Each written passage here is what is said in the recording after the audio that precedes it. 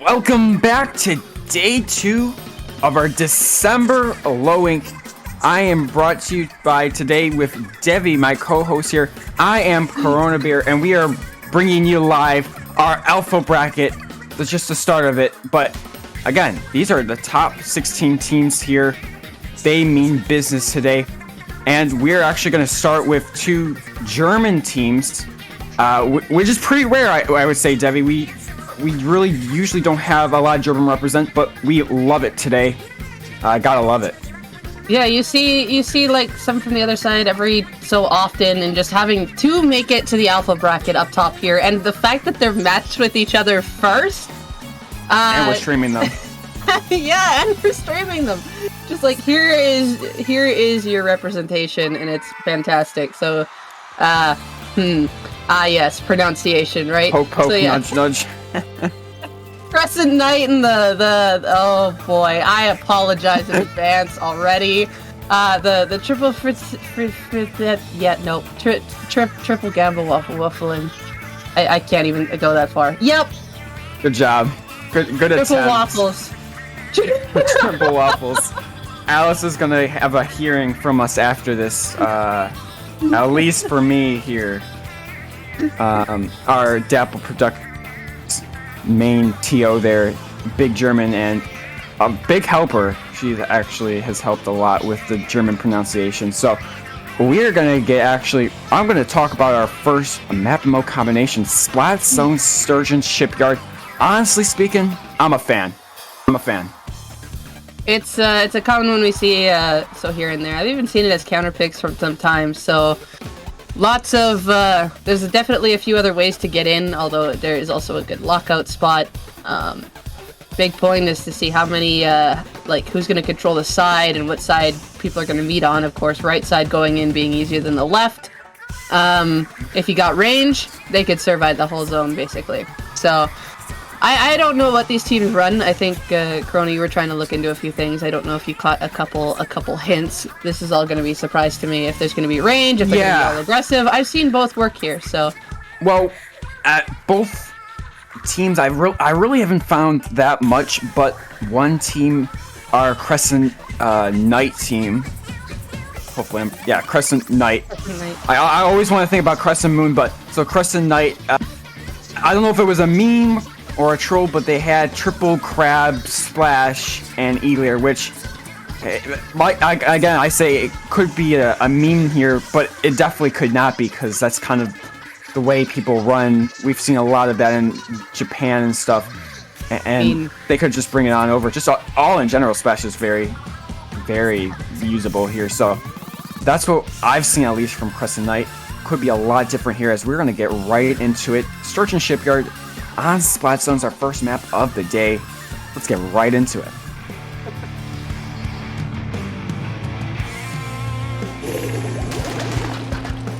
Alright, there's the triple splash, but they got a bow. So yes, your research did prove worthwhile. Yeah, so am I, using the bow for the mist and the whale, which can poke people out. You can see this bow wants to locate people. It's got the thermal link, and the other side we see that X-Blow coming out, which we haven't seen too much of, but can be very powerful, especially on the sides of the bridge. And we see 2 members from the Waffle team go already. Yeah, and I really think that we see a nice move. Sally getting the pick there. Unfortunately, X-Blow really is going to be the person to take out there, and again, they did take that out. While on the other side, Crescent Moon, you gotta get rid of at least 1 or 2 of those splashes. They're gonna be a nightmare to take out, and they just prove how deadly they can be. I don't really think we've seen a crab yet, but right over here, trying to get something done. This Waffle team, really making the move, getting some points out, and making Crescent Knight retreat.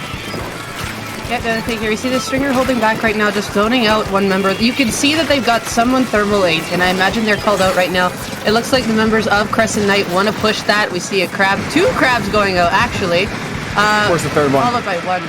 I'm not too sure, but the other team had a bubble and a crab. However, it looks like Crescent Knight was able to get 2 picks on the zone there. They're still moving in.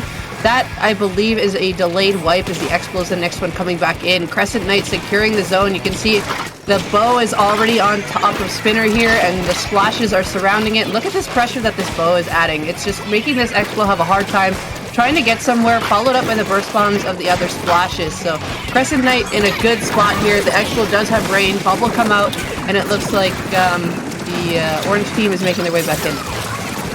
Yeah, coming right back in, but the lead has been lost. The chip damage is very much imminent on the side of the Waffle folks. The trades coming left and right there, and that's going to be a stagger there. I'm not really sure that we're going to see our Waffle team come back in here. Crescent Knight keeping the zone in. We only got one more opportunity. Unfortunately, the Expo is going to get staggered. This is going to be a tough way to come back. We need to see these two, this Dooley and this Junior, to stay alive. 12 seconds remaining. One more push to go. They got to get in here now. They do, and two of them, their biggest painters are down, which just left the Doolies and the Explo, and I'm not too sure where the Explo was at the end there. But Crescent Knight picking off those two key painters, like you said, the splash of the Junior definitely needed to stay alive there, and they got picked off towards the end. So Crescent Knight able to come in and take that victory.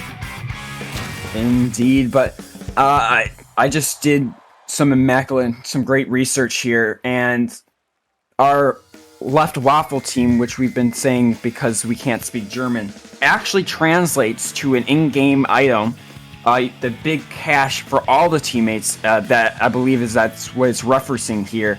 And you can see from the picture as well, it is trying to resemble their logo, I should say. It's trying to resemble, it's called the Mega Mountain a la Marigold in Splatoon 3. So I'm pretty sure that's the Splatoon 3 one. I could be wrong here, but that's what it's referencing. So I'm going to say Mega Mountain from now on. So Mega that, Mountain, you know, okay. So that we understand a little bit more. It's a wacky name, but again, that's just how it's going to go here. We got some substitutions coming in, so I believe, I'm not sure who's, did we have substitution? We had something go on. Huh? We did have, okay. I thought it was going a little crazy. I just can't remember who, but they're definitely, both these teams have more than 4 on their roster, so they have options. It's just, what are they going to decide to bring out this time? And it looks like I can,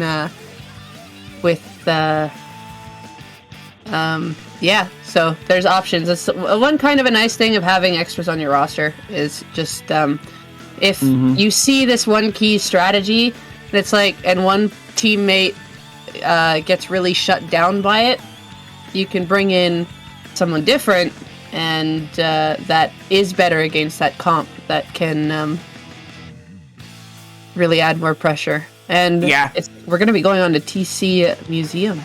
Ooh, I like that pick there. I mean, again, I don't think we'll see an Explo. That's, you know, my mind, I was processing. I just don't think we'll see an Explo here. Just because, well, it's just not the greatest on our tower control maps. There's just a big thing in the middle kind of making the Explosion not as viable there. But I think we'll see a similar kind of comp, actually, on the side of the Crescent Knight. I'm not sure, unless this is, I think this is more of a map that is just strong for our Waffle team here. I'm thinking, I think it like favors Crescent Knight a little bit here, just because of their aggro comp and just bow. Honestly, I was thinking the bow was actually just really good. Like I said, the bow's a nice space, and just coming from personal experience too, it's nice to just help poke out extra aggression. It can go around corners. It has the 3 shots to go around, and slow as well, to help the front lines come and finish off those picks. But the question is when we see the bow here, you saw Leader in the past. Leader is very strong on this map as well, especially with all of the open side space. But yeah, we will see what happens here, because the other team did have a Junior. It had the Squelchers with Wave, which were working together pretty well. So we will definitely see what comes out here. Indeed, here we go. Machine bow. So you're just taking on a machine there. There comes, I think Nikki is this Nikki new here? I'm not sure, but we got an E-Layer. That's all I know. We have an E-Layer, and I think it's a great move here. Respawn Punisher on it as well. Komi actually keeps that thermal link, so pretty similar here, besides a few switches here and there. But I'm really liking this. It's a great map, and it's going to be a great mode here for our players. I like how 3 members of the Waffle team are working together here with the wall and the 52, and we see the 2 crabs going against this whale, and it looks like 1 member of the Waffle team ends up going down. There's just a lot of pressure going down. That's 2. And it looks like the 52 is just stuck in a corner here, and Crescent Knight able to collapse on it, and the last member just right in front of that Booyah Bomb that was landing there, and we can see Crescent Knight with a strong opening. Just with the specials going off at the same time, they won the special battle, and they're still going and picking members of the Waffle team off left and right. Ooh. Yeah, that's a wipe there. Unfortunately, Crescent Knight really just putting on the pressure here, and the crab is going to make that pressure even more here, not be able to come out. This Eater, though, really needs to do something, I think, on that right side. We saw him on the right side. I'm not sure if Crescent Knight saw him. No, they did not there. What a great snipe by Niku. Really keeping them alive, and just getting something done. Unfortunately, their Gale goes down, but they have stopped this tower for now, and they now do know where Niku is, so it's going to be a tough one here. They see, I believe, one of the Echo players on Crescent Knight. They love to name themselves all with a little bit of variation of Echo, and actually, that's it. That is it. I am sorry, I was not hyping it. I'm just looking around, but that end is right there, and this is a best of 3 currently this round, so Crescent Knight will be taking this set.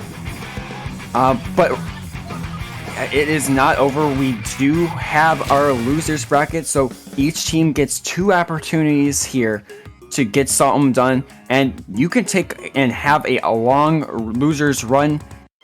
So they're not out of it yet, but Crescent Knight does have that advantage with winning that set.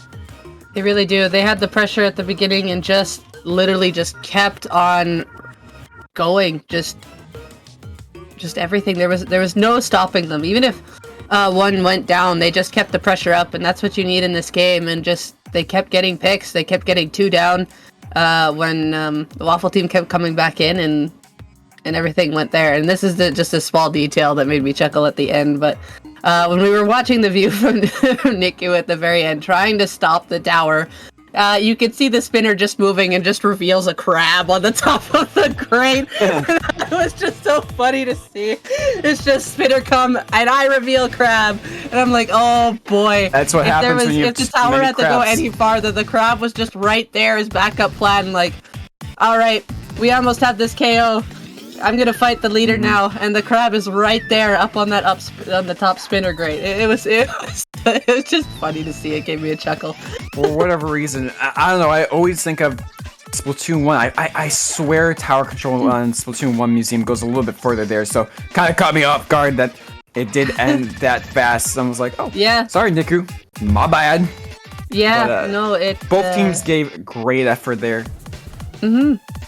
Both had a good try, and you could see that the Waffle team, they brought in the leader because, like I said, leader has strong dominance on that map. It was just unfortunate that the Waffle team got picked 2 down into a stagger, and then they just could not combat the aggression. A big thing is that when you know you're struggling against a full wave of aggression like that, sometimes you do have to sacrifice those points and make sure you can come back in successfully, and then just reprocess yourself again. Just try not to panic, just keep it calm, and then go ahead, because as soon as you can successfully defend, then you should have the player advantage, and then you'll be able to completely retake mid with your own aggression, and then you'll have them stuck in the reverse push.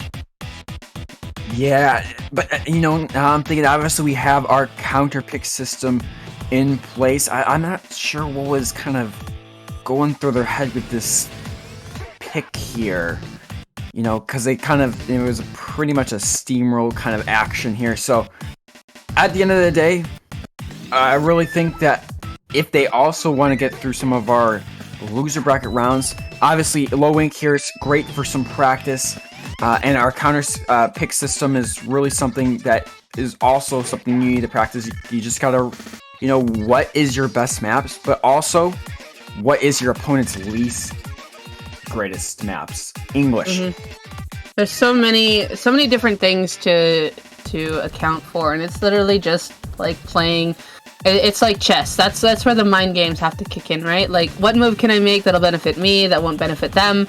And counterpicking maps is the same way. It's like you want your strongest map, but maybe your strongest map benefits one of their strongest players. So you might have to change that up a little bit. So what's our plan B? So how can we like take this person out? For example, like say Mako Zones is your strong map, but they have a really good machine player.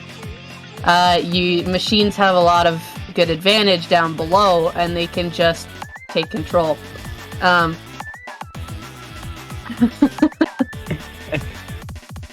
I mean, I totally agree. Obviously, there's a lot of different weapons here. We are getting a bright look at that replay of me just trying to get some done, but yeah, it was really fast ending there, and just I don't know. Again, tower control. Something just the crab. I just think it was something that it was they thought it and knew it was one of their strong maps, but somebody else knew it was stronger for them. So at the end of the day, yeah, these two teams. Oh yeah.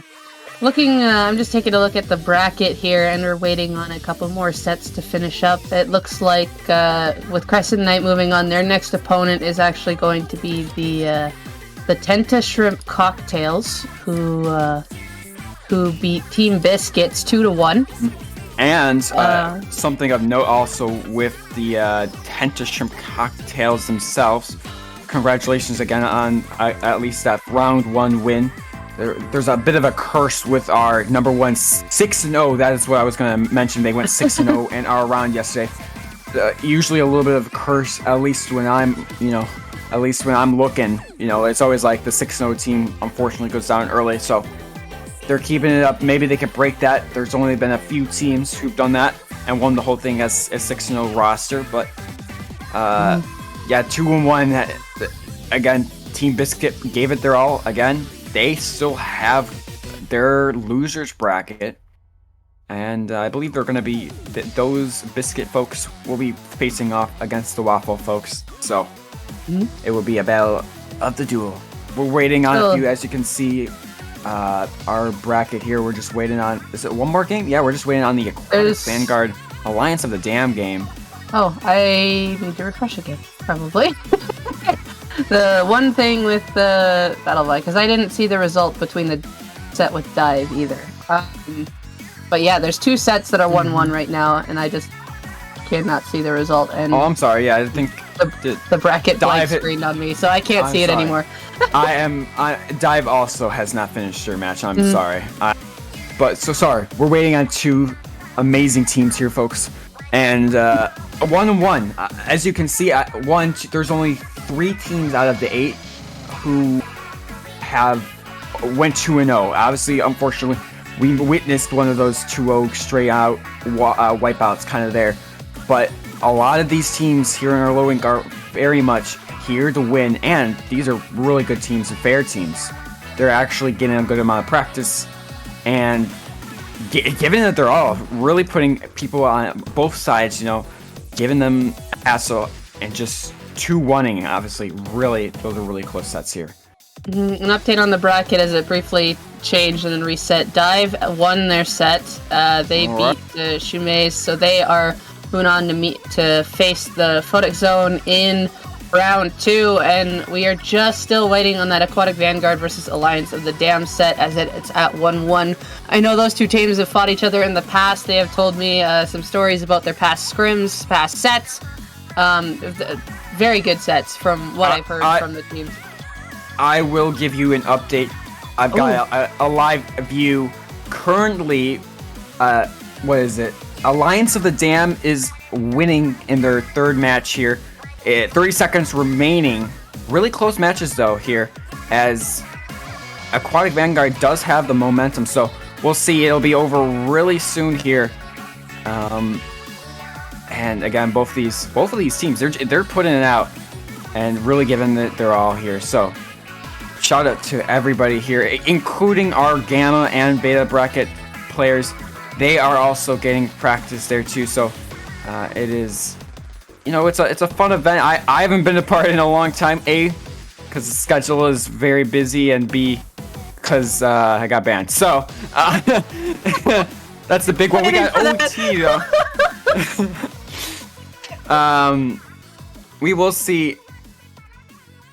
I can't say it's over. Yeah, I can't say it's over yet, folks. But I believe Alliance of the Dam has finished it and won their set. That is it. We are going on to our round 2. Confirmed Alliance of the Dam. I gotta say, I love their logo because it has a duck in it.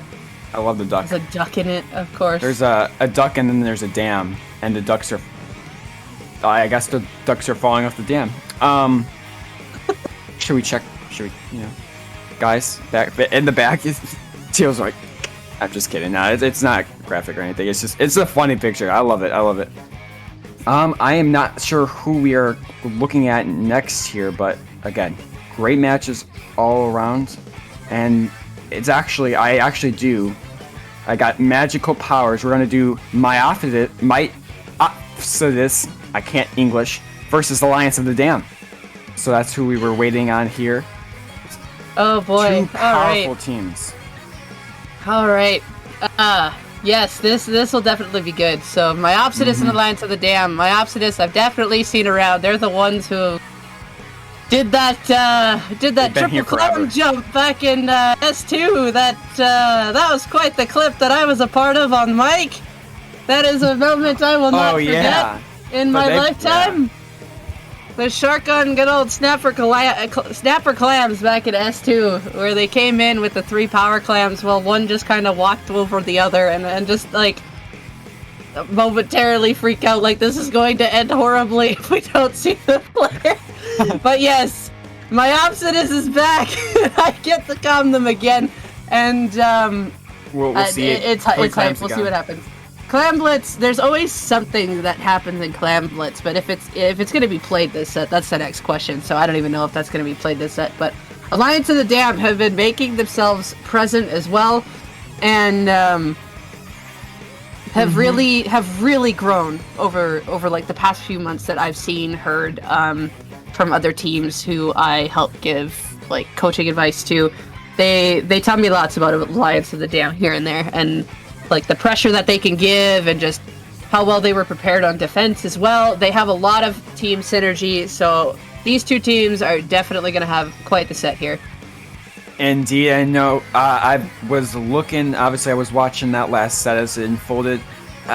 We see something similar to that our German team that we saw last time, the Waffles.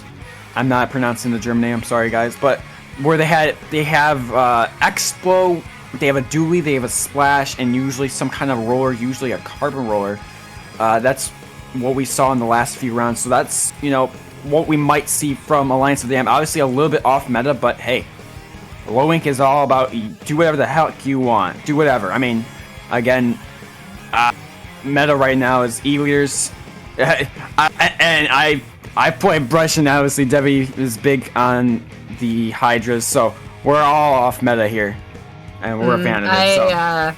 Unless you I still enjoy how both synergize, but I will say the one thing that off meta comps have versus like a meta comp is a lot of times the meta comps will see like a lot of the same things and a lot of mirror, right?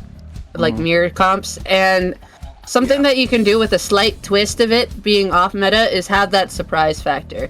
It may be a little harder to set up, but that's the challenge. That's where you need more like team synergy, more communications, and the teams that have built that, have developed this strategy, can pull it off, and it will actually make the other team kind of, panic a little bit, and that's what they want to set in and have that surprise factor. So yeah, I definitely root for both here and there, and seeing something different and how the team wants to execute it is actually really interesting, because you can see right at the start from the team comp and the build what they want to try to go for, and if the other team can read that right off the get-go, then they're actually able to shut it down better, which does make the meta thrive more. If they can read that and be like, okay, this person's trying to do this while this one tries to follow up here, and then they can use this to help get this person installed. It's just it's just a whole chain reaction of effects with comps like that. So exactly, yeah, definitely worthwhile. I also want to mention something very important: our map mode. We're going to be going to Splat Zone's Inkblot Art Academy for our first match, our neutral match. And I gotta say, Inkbot Art Academy as kind of like a map. It's a map here, folks. Is going to be good for that roller here. As a brush player, we love ourselves some Inkbot Art Academy. It's just very easy to maneuver.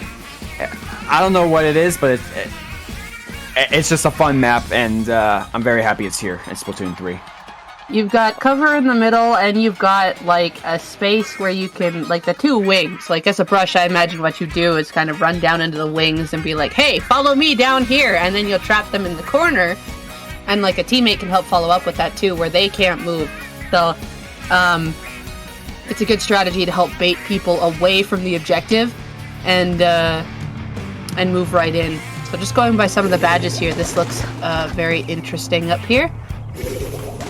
Yeah. But here we go. Basically what we saw in the last Splat Zones map, for me at least, on the side of the Alliance of the Dam. Bringing that T-Tech, that Gluga, as I already mentioned, and then some great supports there. Absolutely no leader, just a regular Spider Scope. So already going down to the T-Tech there, unfortunate. But look at where Pieces here.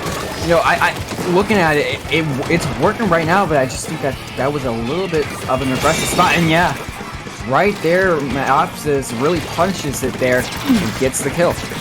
If you saw the build, the Glugas is running double quick respawn, and you can tell immediately what their goal is, to go in and play aggressive. It was capitalized on, and the rest of the members of Alliance of the Dam just couldn't follow up, which did allow Myopsidus to get up in the same spot. That's not doing a really good job zoning. Has two other teammates with. Pops the rain. They managed to get two. The Booyah Bomb does pick off this Nautilus. There's a good Booyah Bomb there, but the rest of the members of Myopsidus are still very present on that right-hand side, and we're giving Alliance of the Dam a hard time, but it did go 2 for 2 here. Zone is still taking down as we see Peace trying to apply a little bit of pressure, but this Nautilus is underneath, just kind of jumping and shooting underneath the ledge like a lot of people like to do. And it looks like two members from Myopsidus finally go down, another 2 for 2, but the zone has been capped finally by Alliance of the Dam, and now it's one member of Myopsidus left in their spawn, and Alliance of the Dam can now move up, and I can already tell you these Glugas are definitely going to want to be up here when they can get here. Exactly, and look at here. Really now, I think they're in a really good spot. If Alliance of the Dam can really get at least 1 or 2 down here as soon as possible. Look at that. Yeah, now they're taking space there. That's really something I need to look, but they fail at taking the space there, and 2 go down. And now there's so much pink on this map, and control goes to Myopsidus here. Myopsidus using those specials to counter what Alliance of the Dam did put out. Great teamwork here.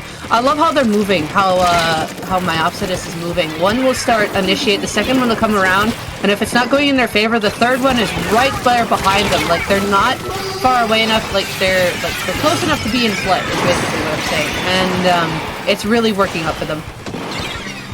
And I was gonna say, Benny's just leaving his player and teammate just to die there, but great double jump there, trying to get regrouped here, and I really like the play here.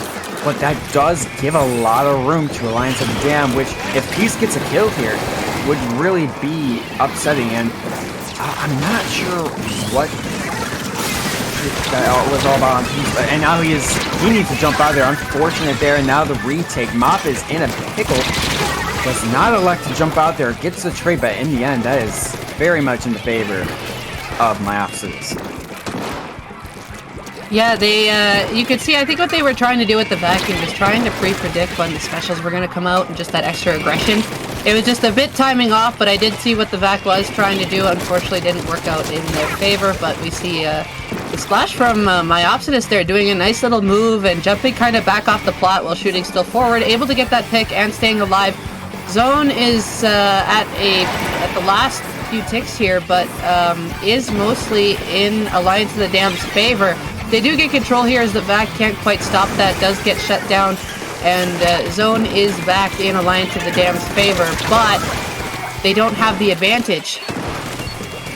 Yeah, I mean, even with that, obviously we did see that QR Glugas. At the end of the day, what are they doing for the team here? And Tor's just trying to get something done, and the trade comes out. That's going to be 3 down, though, for Alliance of the Dam, and just a little bit of penalty here and a lot of space for Myopsidus. We see the splash again, trying to make some presence. Knows not to go in too deep because there were people up on that window area, that snipe area. Crab coming out on the right, followed by another teammate with the T-Tech there on this right-hand side. We see the Charger adding pressure on the left. It is a nice play. However, it looks like it did not go in their favor as Myopsidus was able to get the picks instead and just leaving the vac out. And with the vac out means it can't paint the zone. We saw two vacs, actually. One vac on the left, one on the right, and there was a Booyah Bomb. There was nothing left to help potentially paint the zone, and that was definitely in Myopsidus' favor, especially in that 2v2 fight win at the end, or potentially 3. I didn't quite see what was all in that area. I did see a 2v2 there, though. Yeah, at the end of the day, they just lost their team fights there, and really, I don't know. Obviously, we didn't see much but of the Glooga's action, but I'm not sure if the Gloogas did enough there to help that team there. Obviously, they do have another go here. We do have a best of 5 here with counter pick system. And so, just overall thinking, I do think a tower control here is in Alliance of the Dam's best interest. Now, it might be strong for Myopsidus. We don't know yet. We just have to wait and see, obviously. But their comp just really works a lot better on a tower control. You got that Charger, and then you've got Glooga's just really aggressive. Never mind. We are going to Clam Blitz Scorch Gorge. I do want to note that they did play this map against their last opponent, Aquatic Vanguard, in their third match. So this was, I believe, their pick for that Scorch Gorge map. I'm not sure, but again, they did play this map for the third one, and they did win that match. Not by a blowout or anything, but it was pretty well done by them. So I can see this being a map they want to choose, but again, unless Myopsidus really pulls out some kind of either this might be I don't think they necessarily need that for Scorch. They have the aggression to do it. In fact, the Nautilus themselves, even at that opening there, was able to capitalize on Alliance of the Dam's aggression. And if the Nautilus stays, it's going to have a lot of extra zoning pressure on the corners. It's got the mobility to help move in with a couple of the other teammates. So this will definitely be interesting. And I know Myopsidus' history with clams, so they do know how to get that clam economy. They are very strong with their clam economy and then going in. It's just to see here if Alliance of the Dam is going to be able to keep out that pressure. Oh, this Carbon! Okay! They're going for kind of the double, how do I put this? The double rat play is what I'd like to put this on Scorch, because there's 2 ways in. And if you have one person distracting over the bridge and have the other one going on the other way, it ends up working out really well and kind of discombobulates the other team. So as long as they keep the pain up, because it looks like this Explo is trying to be the sight guides and / extra painter. But it looks like the Tetra's going another 2 for 2, so still relatively neutral. They're both in neutral play here, and I can see what both comps want to establish. And there we see that Knot trying to pick off the Explo. Explo doing a good job going behind that box. Actually, the box blocking the Knot shots. The Carbon here trying to come in from the other side is going to jump to a safer area, as they do have Zuka at the ready. I'm really liking it. Yeah, Zuka really good on this map. We've seen it before. Just really good at poking in some areas. There's a 2 by Mop. Getting a little bit too greedy there, and unfortunately going down. Tor is going to go down as well. And there's a jump there. Did he realize that jump? I'm not sure, but that splash does go down. I'm not sure if they saw the jump, probably, but cannot confirm here. So looking at that middle, though, we need to see Alliance of the Dam get that more of the middle. Myopsidus went down a few members of their own, but really nothing. No kind of mid got taken. They're both playing, it's both a neutral play. When they get one pick, they're also, like, the other team's getting one in return. However, it looks like the Explo went down, and there was no trade for that Explo. Oh, there it is, delayed. And it's still going 1 for 1. Like, both teams are playing really well against each other. They're having specials with the ready to counter. They're getting one pick for each other, and it's just, they can't really get a solidified push because both teams are doing basically similar idea and getting picks in exchange, which is stalling them both out. But Myopsidus having more of a pressure lead here, so not getting a pick. The rain's out. It looks like one other's down. That's 2 down on the side of Alliance of the Dam. Myopsidus is able to make the first basket break here. It's not going to be much, though, as we see 2 down on their side. Benny getting some of those points in, though. I honestly don't see much more happening, as this is really going to be just, it's stalling there. And yeah, not much more happening there, and a free ball there for just a little bit of points at the end. Well, they still got, at least they got a couple more clams in after the initial score, and the splash there was putting in a lot of stall work. They did have a couple clams on them too, but with all of the cover fire that was going over their heads and everything, they just could not turn around to throw those clams. Nice chicken there, just stalling out the Booyah Bomb, being ready when it lands and able to get that pick at the bottom. Exactly here, and here we go. One big ball of joy on the side of Alliance of the Dam. And Myopsidus is trying to just keep the mill here. They are detected. 2 down, though. 3 down, though. Not even much, and the rain is not going to do much. Zyler having the back up there. Really good play there, but look at how much space. But great pick by Zyler on the left side there. But again, so look at how much space was there. That was just taken by Myopsidus. However, the Crab is really focused on this one player, as Myopsidus does still have this basket secured. Another member is going to come in and put in a few more clams. They get the extra pick on the side, and Myopsidus had free space in front of the basket there, while the Crab Special was focused on that one distraction player on the left. So this knot in a really good spot here. You can see what they're trying to do. Able to pick off that carbon. The Expo does finish it off, but still really good pressure applied by the knot there and staying alive for as long as they could. And more clams coming in by the 96 gal there, and it looks like the splash going down on the other side. The push is probably done here. Yep, they're not going to opt to go for anything, as 2 to 3 members of Alliance of the Dam are in the way, but they're going to use this crab to stall them back even more with less than a minute remaining. Yeah, I mean, really, looking back, I want to say about 30 seconds there. That carbon were unfortunately getting caught off guard by that knot there, and really couldn't get that Inzuka. It was just a really unfortunate moment here, but Alliance of the Rogue Gold here getting caught, or getting a nice pick there, and just in a really good location here. 30 seconds to go. They need every person on deck. No points on the board by Alliance of the Dam. Peace getting 2. Here is their moment. They really just need to get. They really just got to get these last 2 members, or just a lot of pain on the ground, which they are doing the latter of the 2. And getting that machine. Here comes Peace and the Alliance Road of the Dam squad. They have those specials. Yes, you did. But here we go. They got that basket break. However, both of them get stuck in the same spot. It's just the machine left, though, so they still have the chance to keep this basket open. Peace had those 2 clams. There was still one more up on top of Stipe there, but Peace drops down. And I don't think that's what Peace wanted, as they were able to get picked off as they were coming back up. And that's going to be the end of that push and the game.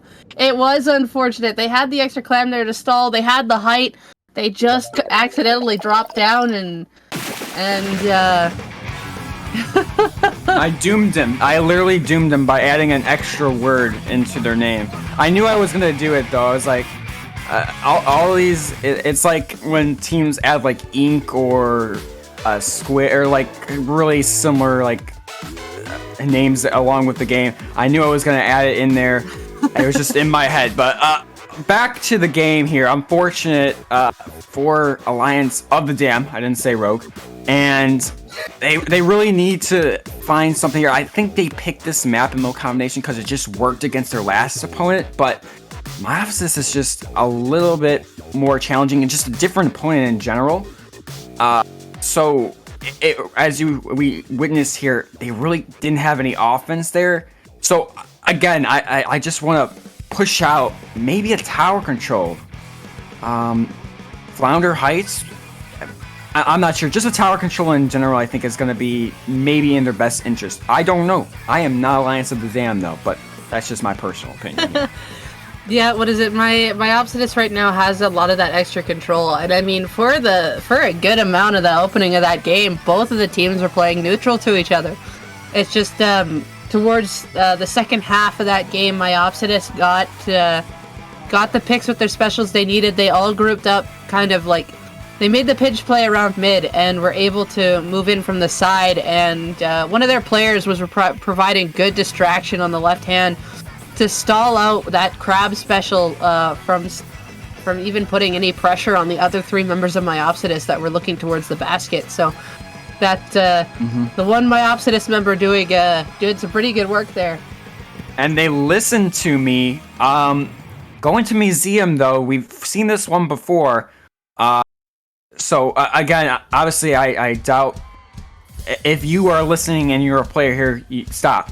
Bad for the mentality. But real talk here, good tower control pick. I'm really a fan of it here. And museum, I think museum could work here. But just tower control as a map mode in general, I'm definitely a fan, and I think it's a good choice. As do I. Their comp is definitely better suited for tower control, especially considering how aggressive Myopsidus has been in controlling that objective. And with this one being slower moved, I think Alliance of the Dam will have the that coordination that they need to keep that path more secure, follow with it, and work with there. I think the biggest thing there is that they really need to make sure that if the knot still stays, which I'm thinking the comp's going to be relatively the same from Myopsidus, considering it how quick they readied up.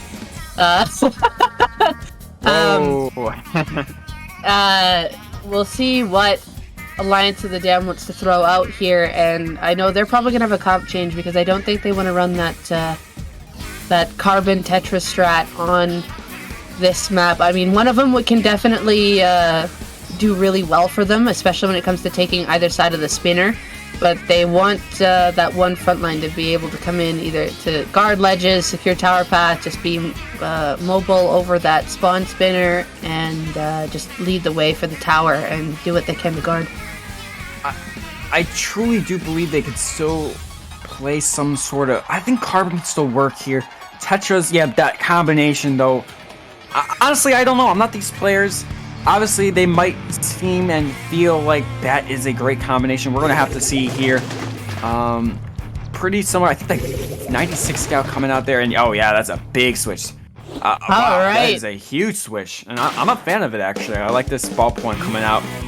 A different kind of face and inkjet. Yeah, the inkjet coming out, that can actually prove well underneath the ledge, and the fizzies for extra pressure as well. It does have a not too terrible of a pain output as well to help their teammates. The Custom Junior making an appearance here. We saw that they're going to do torpedoes all day, but if we just saw from that brief view,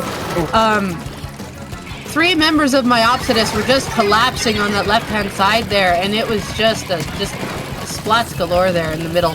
And it looks like one member of Myopsidus opting to jump into middle there, and they weren't able to get punished by it. I don't think it was fully seen. And we see there was a couple members of Alliance of the Dam all the way up to the other side with the ballpoint opting to stay back. Yes, these 2 members are stuck in the corner here. But they were able to too. They were able to stall out the crab at least. It's true, but unfortunately, Peace and Zyler go down, unfortunately, there. I had to not commentate or curse anybody there. But checkpoint has been reached for Myopsis, and look at all that pain. Unfortunately, Mop goes down there. Peace is kind of that last person standing there. Really just needs to stall it out there by using some of their subs there. And Zyler gets punished by Nom Nom here. That tower control pick might have been not the greatest, and I was thinking either, as Myopsis is just really strong here right now. Myopsidus has that front pressure, and no, I do think he made a decent pick with the tower control. I think TC was a good one here, but Myopsidus has that frontline pressure that has been proving to be a struggle, or something that Alliance of the Dam is struggling to deal with, because the splash from Myopsidus is always in the base with Crab at the ready to stall members back, and it just splits up the team, and Alliance of the Dam is just kind of going in one at a time here, trying to desperately stop the tower, but this splash is just causing so much damage here to them and splitting them up and everything. Yep.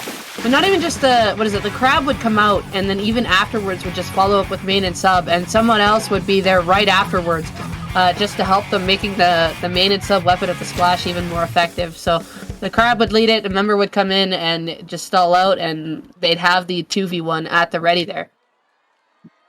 Yeah, at the end of the day, we actually saw that crab bounce that one of the players off of Alliance of the Dam and just take the win there. Really, I don't even know if they were thinking of doing that, but they were just trying to stay on. And the crab did its job. So, Myopsidus does take this one 3-0. Again, Alliance of the Dam does have a chance to come back in our double elimination type bracket here. But they do fall to our losers. But they did put a lot of effort in. They stayed in most of these games, even though it's a 3-0 result.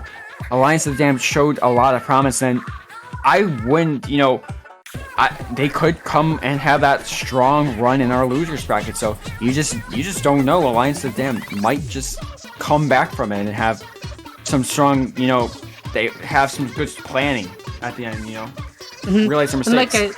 And like I said, I have heard a lot of good things about Alliance of the Dam and their coordination that they can do. In this case, Myopsidus' extra aggressive pressure was definitely being that huge obstacle in preventing Alliance of the Dam to doing what they want to do, because we saw specifically it was the end of the Scorch game where they finally got what they wanted. They were able to move up together, and they had quite the lockout there for a little bit of time. They had the overtime secured, just a couple unfortunate moves, and the push was ended. But that's what they wanted for the entire game. It's just the extra pressure from Myopsidus was making it hard to do, and that's where I say when comps like that can be challenging, especially if it's not fully practiced, or there's just some miscommunication or not enough communication, because comps like that need that in order to make it successful. And I have seen something like that work before, but Myopsidus there being the more coordinated team towards the end, getting that one great push off, and even defending successfully when they were basically at almost a delayed wipe at the end of that Scorch game there. And even in this TC game, you saw that even when they went down, they still kept up the pressure. They made sure they had another member following up on the fight, especially with the leading special like the crab. They were always up there and in play, like the snap of your fingers. They had the snap plays going better, and they were just a lot quicker to it than Alliance of the Dam were in more of the scenarios. That very much is correct there, and just, again, they've been here before. Lots of times, actually. We've seen they've been all over the place. The schedules, obviously, have been all over the place. But at the end of the day, they've had a lot of time together, a lot of team synergy, and we saw it here today. Just a pretty strong showing, at least in our second round. I'm not sure who we'll be streaming next, but if we might see them at some point if they do get on to our winners or further on. So again, strong showing right here in a round 2 best of 5 situation.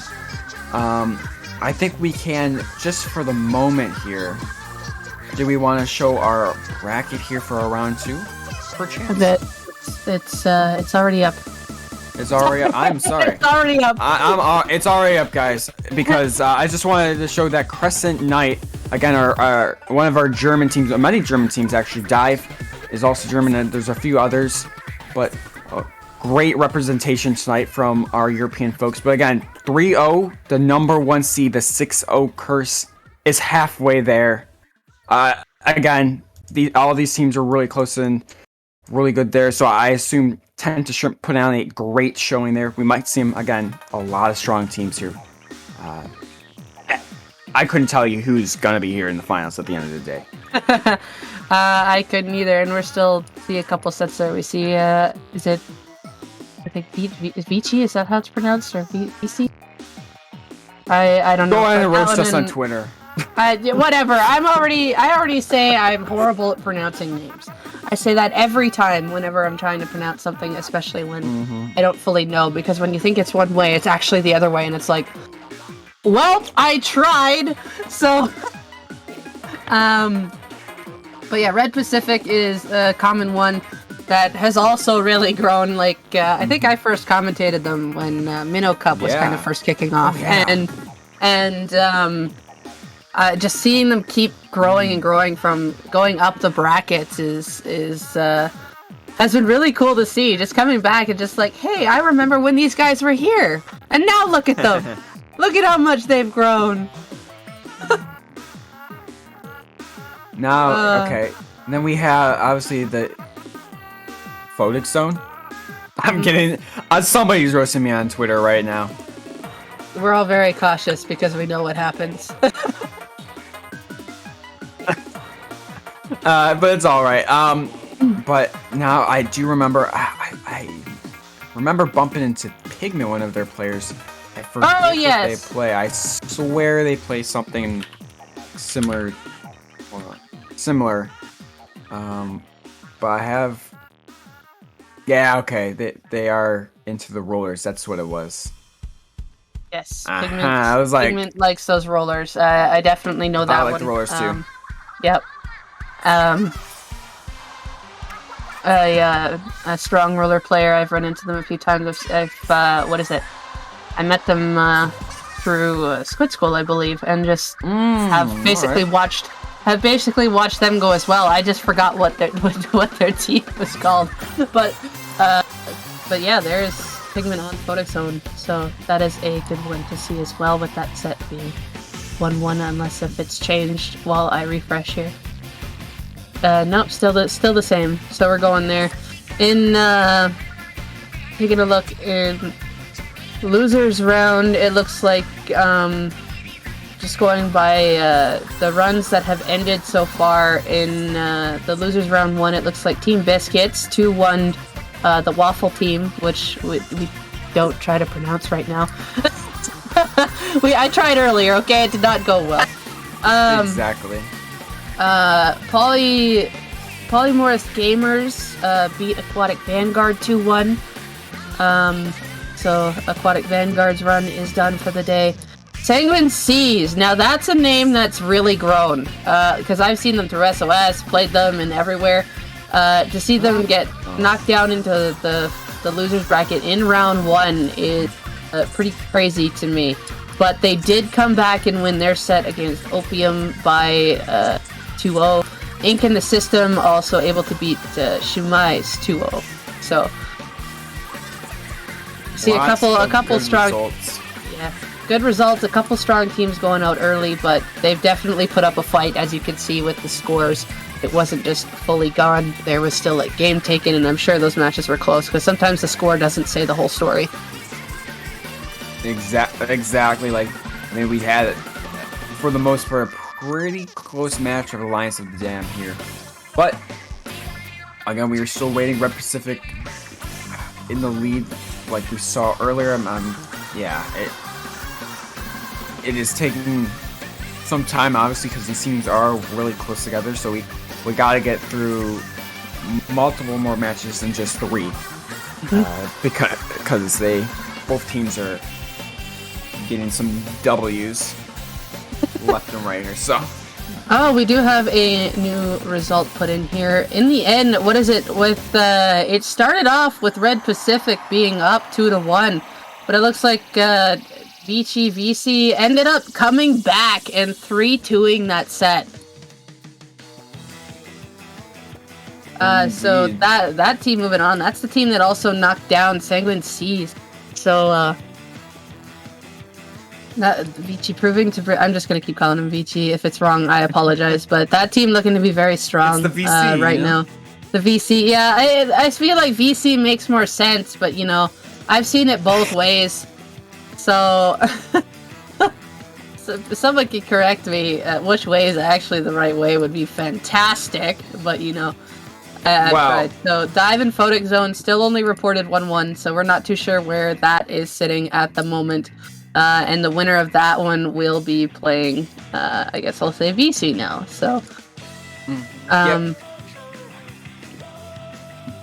But I will say, since Dive and the Photic Zone are only at a 1-1 right now, we're actually going to take a very quick break. We're just going to wait until their set is done, until we can get our next set on the board here.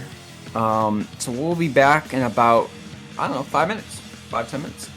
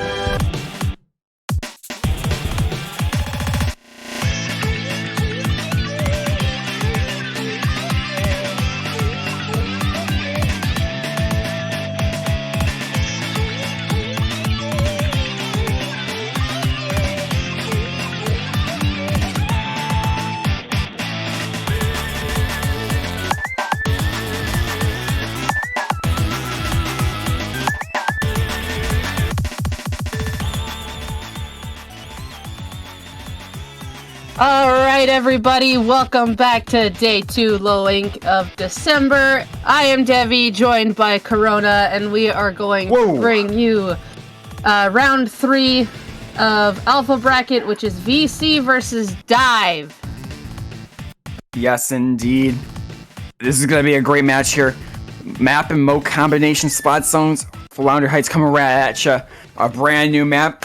Not really, but in Splatoon 3, very much a brand new map, and I am a fan. Wish there was a little bit more of the wall climbage, at least for the map. But in terms of these teams, exactly. But they took a lot of it out from Splatoon 1. I guess I wouldn't know. I did not play Splat 1. The OGs would know. But getting right into the current game, Splatoon 3 here. Again, Dive versus Vici. We had a debacle if it was Vici or Vici, but we got it right. We got you guys. Thank you for the clarification. I appreciate it. And we are just waiting on one more member to just ready on up, and we're just gonna go right into this game. All right, here we go. Yeah, we're going right in. It looks like there's a lot of Dive fans in the chat. Dive supremacy. Hey, VC here coming in is like I didn't know them, but they've taken out some top teams already, so they've got a lot of pressure going out, and they've got a range blaster Nautilus on their side. So this is on, yes. So this is a lot of extra pressure over around the zone, and we see the leader coming out on the top. The Flingza here and the Tetra is going to have a nice time going up the walls and just saying hello. Same with this blaster. Just going up the wall, popping a shot, and just hoping it lands. Missile's doing a good job adding pressure. 2 down already on the side of Dive, and the blaster going down for VC. And there's really no solid zone control pressure as specials coming out back and forth by both teams. And, obviously, usually we used to at least see 10 missile spam from that roller, but that zone, Ink Mines, is actually a nice move here. And now that I'm thinking about it, this map might be a great ink brush. What is it? Well, the new ink brush. I forget what it's called, but again, that has Mime stamp. But going back to it here, we have full contestation of the zone here. Dive's really just got to get those specials going, as 2 are on the board for the opponents, including a Booyah Bomb, so that can paint up this whole zone. Unfortunately, 1 goes down, but they do stop this zone here just for a little bit as the Wavebreaker comes out.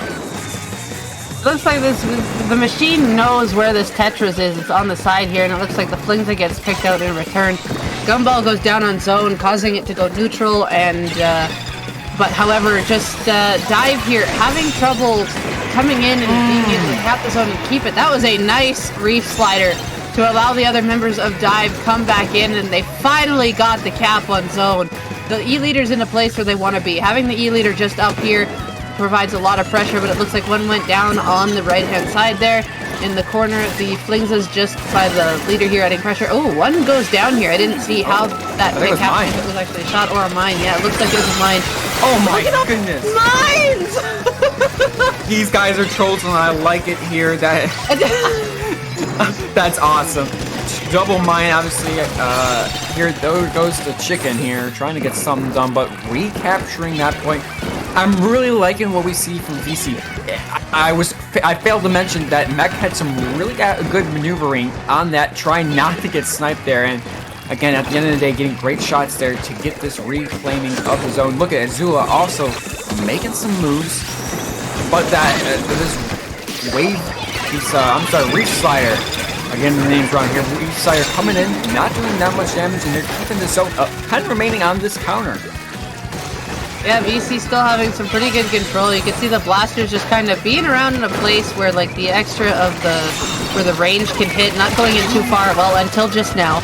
Right into the roller's bop, and 2 members go down and Dive, not wasting any time. They want to go in. It looks like they do see a member from behind, and it ends up being only the Flingza left alive! Whoa! They do get that penalty, though, which is actually kind of huge. Just move back, and that's what they do. Misu just needs to stay alive here. Do not engage Gumball here until their team comes in, and I'm not so sure I'm liking the jumps here. Dive just needs to reset themselves here. I think this is just a total reset here. Yeah, I think Timothy needs to back up and full reset. Gumball there in the corner just distracting other members down and ends up getting the jump out to live, and then someone was able to pick off the Flingza, and I was surprised that it was the Flingza that went down and not Gumball, but literally just 10 ticks left on this zone, and they're securing this as much as they can. The reflighter on the zone, but that Azula gets 2 with the breaker and gets that pick. That was ended up being 3. What? Just Azula there. I love that play by the range. They backed up when it's just like, okay, someone's escaping. I'm gonna go up to zone and just kind of keep control of it. Pops a shot, gets the direct. Pops breaker, helps get a second pick. Then is also assists on a third and gets the 4th. That was such a good play by the range blaster there. Just going back like, okay, we almost have the zone. I'm going to go back and control it. And great use by the kid and the follow-up. And wow, that was... Wow. That was a god gamer move if I've ever seen it here. But remember, obviously, the set's not over yet. We got game 2 and much more here. Counter picks coming out. Dive's got a chance to make up their mind, get a nice map and mode combination. And there's I love guys, this map and mode. Make sure Popgun's not watching right now. Make him turn off the stream right now. Tower Control Inkblood is the pick we're going back to. So. You know, I think this is a great map and mode, but you know, I said for like kind of a different reason here, just because my mind's mumble jumble and all like the teams and stuff, and here just we saw how good this blaster just played. I'm not sure if this is just a good counter pick, just from my personal opinion. Obviously we got to see the players and the teams play here. You could totally shock me here, but just from on paper with our prior knowledge of these two teams here, and just how Azula just, you know, they played that blaster really well at the end. Mm-hmm. Tower control, Inkbot has so many kind of corners there. Obviously, you have that ledge there where you can just shoot. And as well as where that a sniper or just some kind of backline, that grading area. I forget the exact call out there, but snipe, I think it might be. But again, there's so much usage, stuff they can do. So obviously, we got to watch it play out again. But on paper, this is going to go in the favor of Vici, in my personal opinion here. But we're going to get right into it. It looks like, and Popgun actually putting in chat that this was a rematch from yesterday, and Dive won 2-1. So with Vici actually taking this first game here, we'll see if Dive does have this strat ready. They're going relatively similar. They got the double dually. It looks like the blaster, the machine still staying out. I think that's basically the same comp from last time. I can't remember off the top of my head. Yeah. Pretty similar. But yeah, Vici here, if Azula gets in play here, it's definitely going to be a problem for Dive. But Dive looks like that they want to focus those stacks here. They want to get the E-leader in place. They do have the mines to control middle. But right now, 1-for-1. Oh, they got the pick on the blaster. That's an early 3 down, and it's just the Flingza and 1 left alive here. They're looking for Gumball, trying to get it, but Gumball gets 1. Can Gumball get the second? Gumball's going wild here. Unable. They did trade, and then 1 was able to follow up with the missiles. So it did end up working out a bit of a stall there. And maybe a little bit more than a stall. Flingza does go down. Obviously, Dive does not have, or still has, at the time, had that contestation. That's 2 down there, trickling in here, and look, it's just this ear left to go on that snipe, and the Booyahs are coming out, at least, making Marky unable to move here. And this is going to be a free checkpoint. What an interesting play on the bottom there. We saw the blaster and the machine both shoot in the same direction, and if one misses, the other one's definitely going to get it, and that's what happened. Marky here is in an interesting spot here because there's a few angles where the leader can hit here, but of course being up top can be a bit of a struggle there, being marked, and it looks like the dually sculpture is trying to apply some pressure on the side. Just trying to add some paint, but it looks like Azula's on the side with the blaster just putting out, and Gumball's going to pinch with that and traps the sculptures in the corner, and we see Gumball and Mech kind of working together to keep control of the side here as the dualies come in, and it ends up being a trade. Yeah, Gumbo we've seen has been a menace to society per se here, and that's going to be an unfortunate. Oh, but Christ over here getting a nice pick there, understanding having that game sense, and now they are back in the tower. No sniper on the board just yet, respawning as we talk, and we are getting to our second checkpoint here. Marky is back on the board for dive, and I think they did get the checkpoint there. Yeah, now they got the checkpoint. And that is it's gonna be a long ways for Dive to get back in here, but they're still going here. Gumball and Co getting something done here, and just a bomb getting a great kill, and now the ink strike, the triple ink strike, putting some pressure on Marky, and he's down. He is that guy, pal. He is that guy. Almost getting that Doolies in the end. What a moment for Gumball. Looks like the Dooley Squashers also coming in, pinching from the side. They managed to get two, end up finally able to wipe Vici, and Dive has a lot to come back from here. There is still 2 minutes left. They want to make sure they establish this control, and they are able to stop these pinch plays that Gumball is initiating as they're going in first. If they can catch Gumball out first, how did Gumball live? Bro, what? Wow.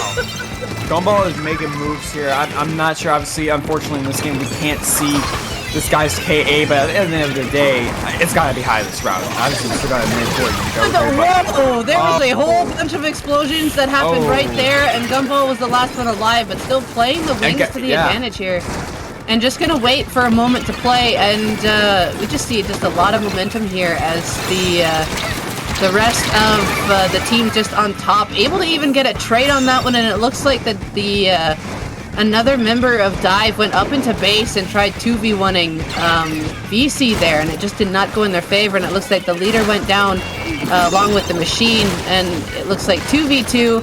Currently, Dive does have more mid control, but it doesn't look like that's going to happen for long, as they're just unable to really keep Gumball under control until they team up, which they just did here, and now they're going to isolate this machine, but the machine able to survive and get a pick in return. Yeah, but now's the time. Here comes Dive.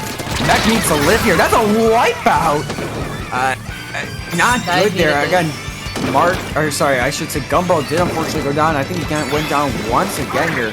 So specials are losing a lot of value here, and Tim on the board getting a nice wave breaker. That's actually a lot of damage could be really done. Look at that. Yeah, nice kill there. Azula getting the kill there. Unfortunately, Tim not getting it in the end here, and 49 on the board. I think they did also get that checkpoint, but not really going to matter. And a jump back with 15 seconds remaining. Two of them jumped back in, but unfortunately going down with 10 seconds left. They don't really have the players here to be able to secure this successfully. Tim is trying with the bombs and all that, but the Booyah bomb's directly above the tower. They're trying to survive, but they aren't able to make it. Two managed to get on the tower, but there's just still so much presence by Vici in the way of Dive, and the one push that they had looked like that was going so well for them, and I didn't see how it fully got shut down. But the Flingza was the only one who ended up being alive there towards that one push. But however, Vici, what a presence there, and by like the pinch plays that were set up between we saw a lot between Chris and Azula were teaming up really well, and Gumball followed up, or Gumball would be a distraction up forward, knew space, knew when to get out, and was just like, okay, I made my presence, I'm gonna go escape and do it again.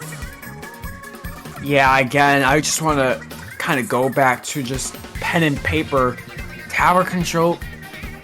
Kind of, obviously we didn't see a lot of Azula, as much Azula presence as we might have, I at least thought we were going to see, but we did see a lot of Gumball Gumball and Chris definitely did a lot. Yeah, that was their. They are really skilled on Inkbot Art Academy there, and yeah, tower control, not the greatest move, and I think Dive understands that now. They're just gonna get out of here and pick some. I think we can see a clan blitz here really shortly. With Dive as well, they do have the pressure that they need. It's just they have to make sure that they are tag teaming up on those picks, especially what they know these problems here. So it looks like Gumball wants to initiate or come out on the side. If they can just corner one of them and then group in together, it would be fantastic. And they were starting to do it towards the end there where they tag teamed up on Gumball and then we're going for the machine. It's just the one peak too early and they didn't quite have it there and the machine was able to get the trade instead of them both staying alive. They do have the right ideas. It's just they're not getting the executions that they want. Exactly, and let's see. Oh, okay. Never mind. But, Rainmaker Eeltail, Rainmaker. See, I like it. I like the choice. I think this is. I mean, it's a better, definitely a better choice in the game than their tower control counter pick here.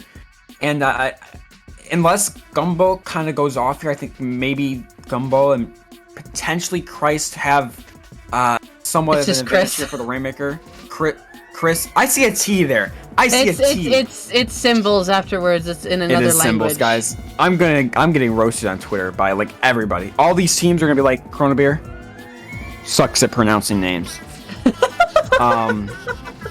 So, Chris, I'm sorry. I appreciate you playing today, and please don't get mad. But going back into this, it's gonna be an ordeal here because Dive needs to have this extra frontline pressure to be able to get a solid push with the Rainmaker. They're keeping basically the same comp, so I'm not too sure. I think the Tetris wants to try to get up on the right, basically, and same comp coming out from Vici. So the range blaster is used to kind of be, of course, that midline presence it can and lead the way for the other two to help like poke with and get the breaker out and just kind of secure some of the top areas. We see Mech with the Nautilus just kind of going around here, but 2 immediately already going down, 3 already going down for Vici, and this happened in the start of the last game. Mech able to actually stop it and get 2, so it's just kind of a reverse that happened at the start of it. Yes. And then it's marked. Nice thing with point sensor. I mean, I like the attempt, but honestly here, I think this is a much well-suited map for Dive. As you can see, explosive triple there. Unfortunately, getting a little caught off guard, not finding that last one, but at the end of the day, there's very much promise at the end of the day here for these teams, and I'm really liking it. Chris trying to get it alive. Oh, wave breaker! For the wave breaker, yep. The missiles go down, but the wave breaker's coming out, and I don't think they saw the wave breaker till the very end because the jump was just a little mistimed there, and the wave breaker gets. But Vici getting 2 delayed. They're kind of they have Dive in a stagger right now, so Dive really has to play this carefully. Yeah. This Tetris does have to be a little more patient because they don't have the teammates alive right now in play to help them go in. Gumball is waiting on the far right. You can see they're going to try to establish these distracted plays. Azula and Chris trying to do some work, but it looks like a bomb or something else gets Chris. And Mech just trying to get a couple more extra points with the Rainmaker, but does back up because of those missiles. Good spacing. It is going down in the corner. Very good use of the Rainmaker movement here. Yeah, here we go. Bomb! Gets one. Chris up and at him. Look at that. Look at him on that board trying to get near the Rainmaker. Now it's just Banny on the play, trying to get something. And if I'm Banny, I want to touch this thing. At the end of the day, I honestly, would just at least touch it. Get it a moment. Try and get your team back in here. Thankfully, they do get the kill up, but there's a lot of pain. Gumball's the last one alive. Gets a kill on Banny there. He's running away here, trying to get something done. Unfortunately, gets caught off guard, but again, Gumball putting in the work. But it is a stagger. I just, I want to point it out. He is going to take a little while to respawn here. Fight, but already back in play. Jumped into a teammate. It's had mid secured. Like, you don't want to back up all the way. You can get back in, go to the next teammate up. What Dive wants here right now is to get control of mid, find some of these players, and then 2v1 in, but it looks like one of the Tetris, like the Tetris or the Dually Squelchers ends up kind of going in a little bit ahead of the other, and there's no other extra follow-up compared to where the leader and the Flingza are, so it ends up keeping them down alone. They're getting picked off for that, which is causing the stagger by Dive and is allowing Vici to just come in with all of this team force that they've had for the past 2 games. Oh, and the play back! The moves! Squidward moves, getting it to 11. This is a scary motion, but it's really hard to knock out on this map because of that unequal surface. And if you want to take it from the right, you have to go all the way around here. Timothy, though, on the play, getting Chris. That is a double. And Gumball and friends respawning as we speak here, now getting the mid, but Tim really put in some good effort and much needed kills here. We got about a minute and 30 seconds remaining. They just need to get some mid and survivability.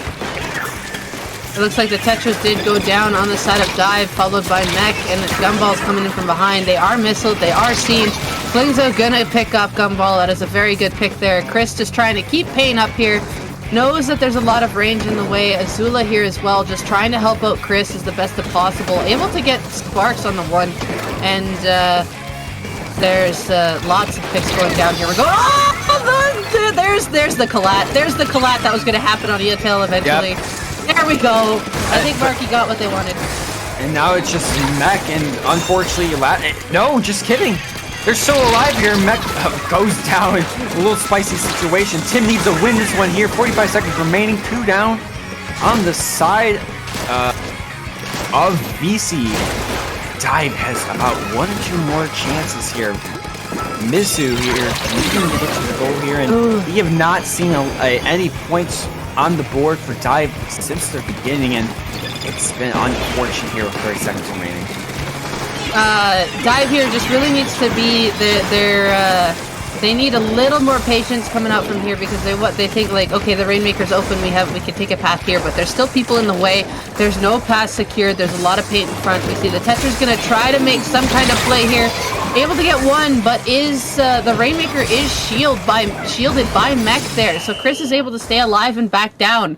A very nice play by Mech, just kind of coming up and be like, okay, you're gonna get me, but not my friend. And it's a clean sweep here, touchdown, no flags on the play. Vici gets the 3-0 on the play here, and goes on to, I believe, our winners finals here. Yep, Vici. I am correct. I am very correct there. But again, at the end of the day, Dive has time to understand and, zero in on their mistakes there. They understand what maps work and what maps don't work. And obviously, I think Rainmaker here went a lot better than our tower control match here. Even though they did get it all the way to 11 there.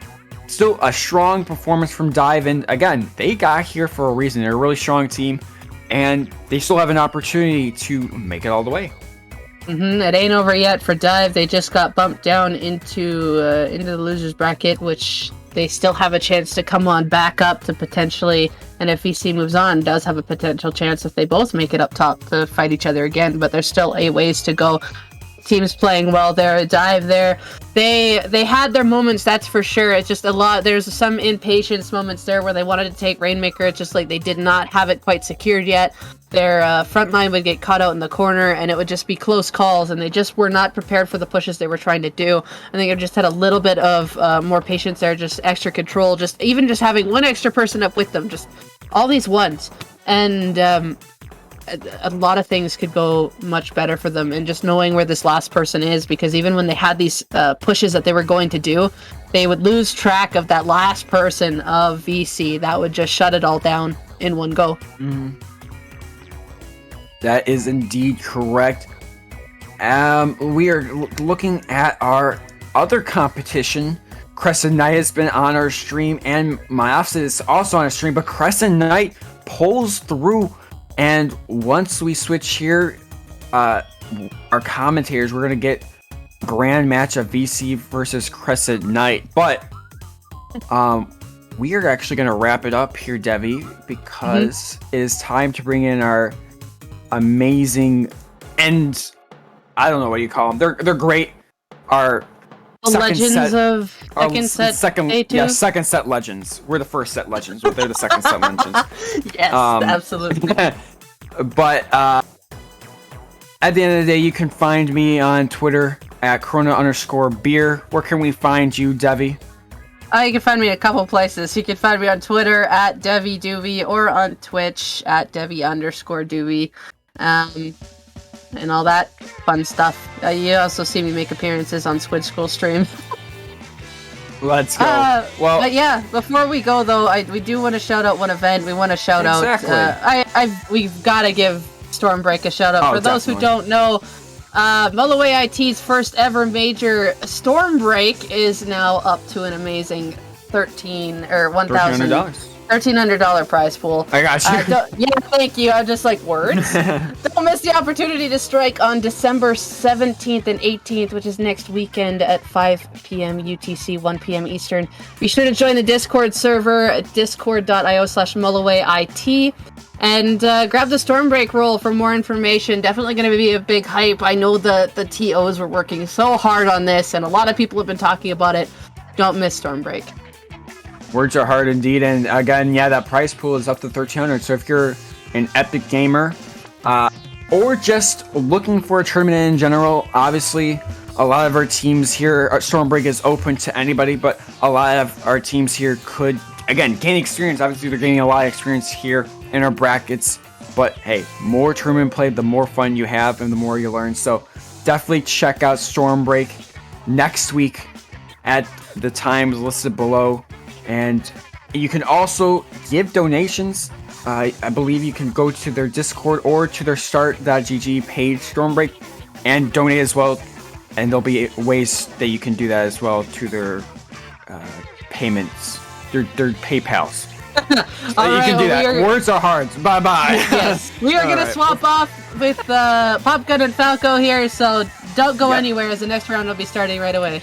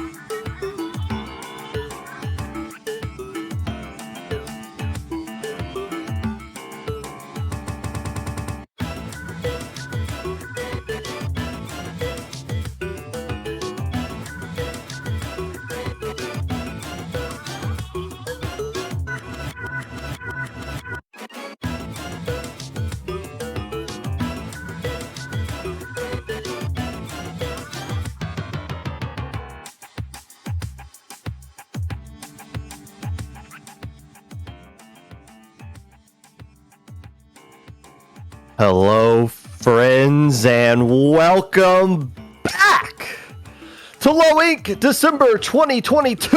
I am Popgun, joined by the Falco, who's slipping in to commentate all the way from winners finals to the end of this tournament right here for your lovely ears to listen to and your somewhat lovely eyes to watch. Falco, we're going to be seeing Vici. We're assuming it's Vici and not Vici, taking on Crescent Knight.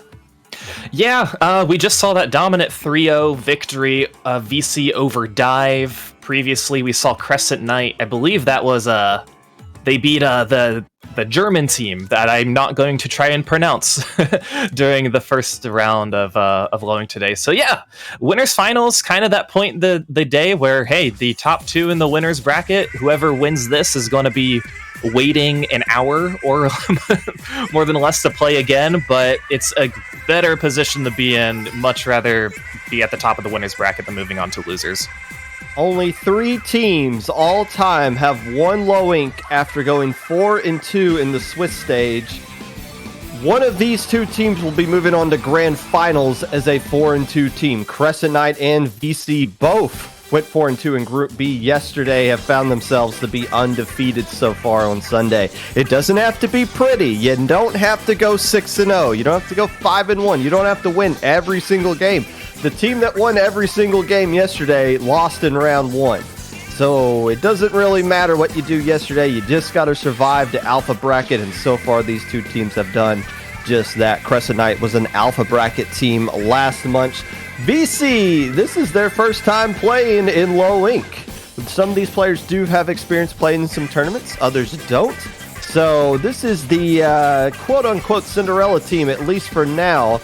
But Crescent Knight knocking off Myopsidus, a team a lot of people were expecting to have a great run in this tournament.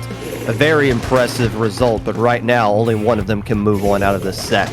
Game 1, Splat Zones at the Museum. It's going to be E-Leader versus Nautilus. Yeah, pretty much the other comps are fair game and mirrored with each other. So that's really going to be the matchup that we see. Who can take out the backline first to cap the zone is going to be what these 2 teams are trying to do. We're going to see an early crab go out already by Sally. And an early early DC as well. Early DC too. Very, there you go. Well, hey, get your replay out of the way right at the very beginning. And Vici is already gone. Now, you only get 1 DC replay per set. So there it is right there. Not the way Vici wants to start things off, and they weren't having any issues in the last set that we saw them play. So, but it's not a Low Inc until somebody DCs on stream. So at least we're keeping things consistent. Yeah, and I mean, if you are gonna DC, it's best that it's, within the first 5 seconds of what we saw, and 2 or 3 minutes in the game where you're right on the cusp of, okay, is it gonna count? Is it not gonna count? And so you're right, but now it's hard for Vici if they actually need to use this DC. They've already used it. And they don't have any subs. What you see on their roster right there is it. They only got 4 players. So if Gumball is having connection issues going forward, they're just got to ride it out and hope that nothing else kind of happens. That's the dice that you roll when you only bring 4 players into a 2-day tournament. It's got them up to this point so far, but we'll see. As of right now, Gumball hasn't even rejoined the lobby, so there's some issues they got to figure out right there before we even get moving on. That is actually... Looking over the chat, it's not good news. It looks like somebody's internet has died. Is that what we're seeing right here? I don't know. I guess we'll let the staff and TOs. Well, that's you actually. Decide Great, that. Thank you. So, this is not things you really prepare for, obviously. But I don't know what's going to happen. I guess we'll have to get word if they're going to try and hop back in. And so I got word on that. They were asking for a few minutes so that they can, I guess, just reset their router and get everything back up, which means they got to go through the news and everything. But fair enough. Look, it's winners finals. We're not waiting on anything. In a double elimination bracket, you want these sets to get moving along up to a certain point to where both these teams have to wait anyway, so it doesn't really matter how long it goes on. It just cuts down. It just makes the wait time shorter on the back end. So we'd rather them get their internet issues correct now so that it's not something that goes forward. But yeah, I'm assuming they're just resetting their VC. Or not their VC, their router. VC is resetting their VC there. But no, like you said, the losers bracket regardless is still going to go on, and that's kind of what is really important to kind of keep that flowing, since there are more rounds that have to get done.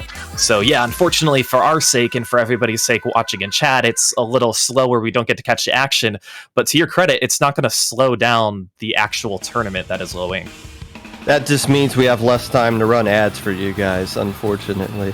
You guys will just have to... You'll have no idea what you're going to spend your money on, because we're going to show you less stuff that you can buy. In the meantime, I guess, could we go ahead and just get like a shot at the bracket up? Could we do that? Do we have the capability of that while we're waiting for this player to come back in? We do. So everyone loves it when we have the top 32 in the single limb format that we've had to do the past couple of months, because way too many people are signing up for low ink now. Under 100 signed up this time around. The number we're looking for is under 128, so we are doing the double elimination format this time around. As you can see, 1, 2, 3, 4, 5, 7 teams are still remaining. All of them, well, most of them not really a surprise, I guess. Myopsidus and Red Pacific are a couple of teams I think a lot of people were looking at, but Dive having a fantastic tournament. Sanguine C's doing a lot better than what I personally expected. You saw they struggled at the beginning of the day. Team Biscuits and Red Pacific still kind of trying to catch up, but Myopsidus has been living up to expectations so far. They've been playing impressively all day long, just ran into a buzzsaw of Crescent Knight, who's been beating up a bunch of other teams, including the number 1 seed Tennis Strip Cocktails, on their way to grand finals. Yeah, and I'm actually taking a look at the beta bracket too. I don't know if we'll be able to pull that up on stream since we're not really showing any of the beta bracket teams. Yeah, but I'm really happy with how some of these teams are doing. Crimson Wave is in losers round 3, counter style there as well. Marine Melody and Origami Dragon's going to face Crimson Waves, whoever wins that, with June and Banana Basics being in the winners final for that bracket. Yeah, beta bracket is loaded with teams that could very easily win alpha bracket if they just played slightly, and I mean slightly better yesterday. But when you have 16 teams making alpha bracket and we're not doing the top 32 thing, them's the breaks. June being one of those teams. Wow, Crimson Wave got swept. Okay, interesting. I mean, Waterfront's another strong team that's down there. Banana Basics, Crimson Wave. June, obviously, with what they did last month, they made beta bracket as well. June has not lost a single game there in beta bracket. This is, I'll tell you this right now. When we're looking at the beta bracket, that's not a good sign for what's going on in this set that we're waiting on. We'll try to get some updates on that. I was gonna go over to Gamma bracket, but I guess we'll change the pace and try and get a check in with this match. But I guess they're still trying to get that internet reset. Yes, so, they're still restarting it. They just gave updates. So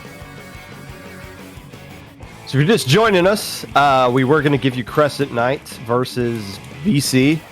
Gumball decided at the start of the game to just kick their router, I guess, and now we're just waiting on getting that back up and running. When that happens, we will be moving on with this set. If it doesn't happen, then who knows? We might just... we've had teams win a low ink before this year. I believe it was February this year. We had a team win low ink because the other team DC'd in a game 5. And it's not the most exciting ways to go on, but we do actually have rules here. Despite what people will tell you on Twitter, there are some rules in this tournament that we do actually follow. Yeah, and it really is all for the better, especially with the size of low ink too. I mean, we talked about how I believe it was October 2022, the largest low ink has ever happened.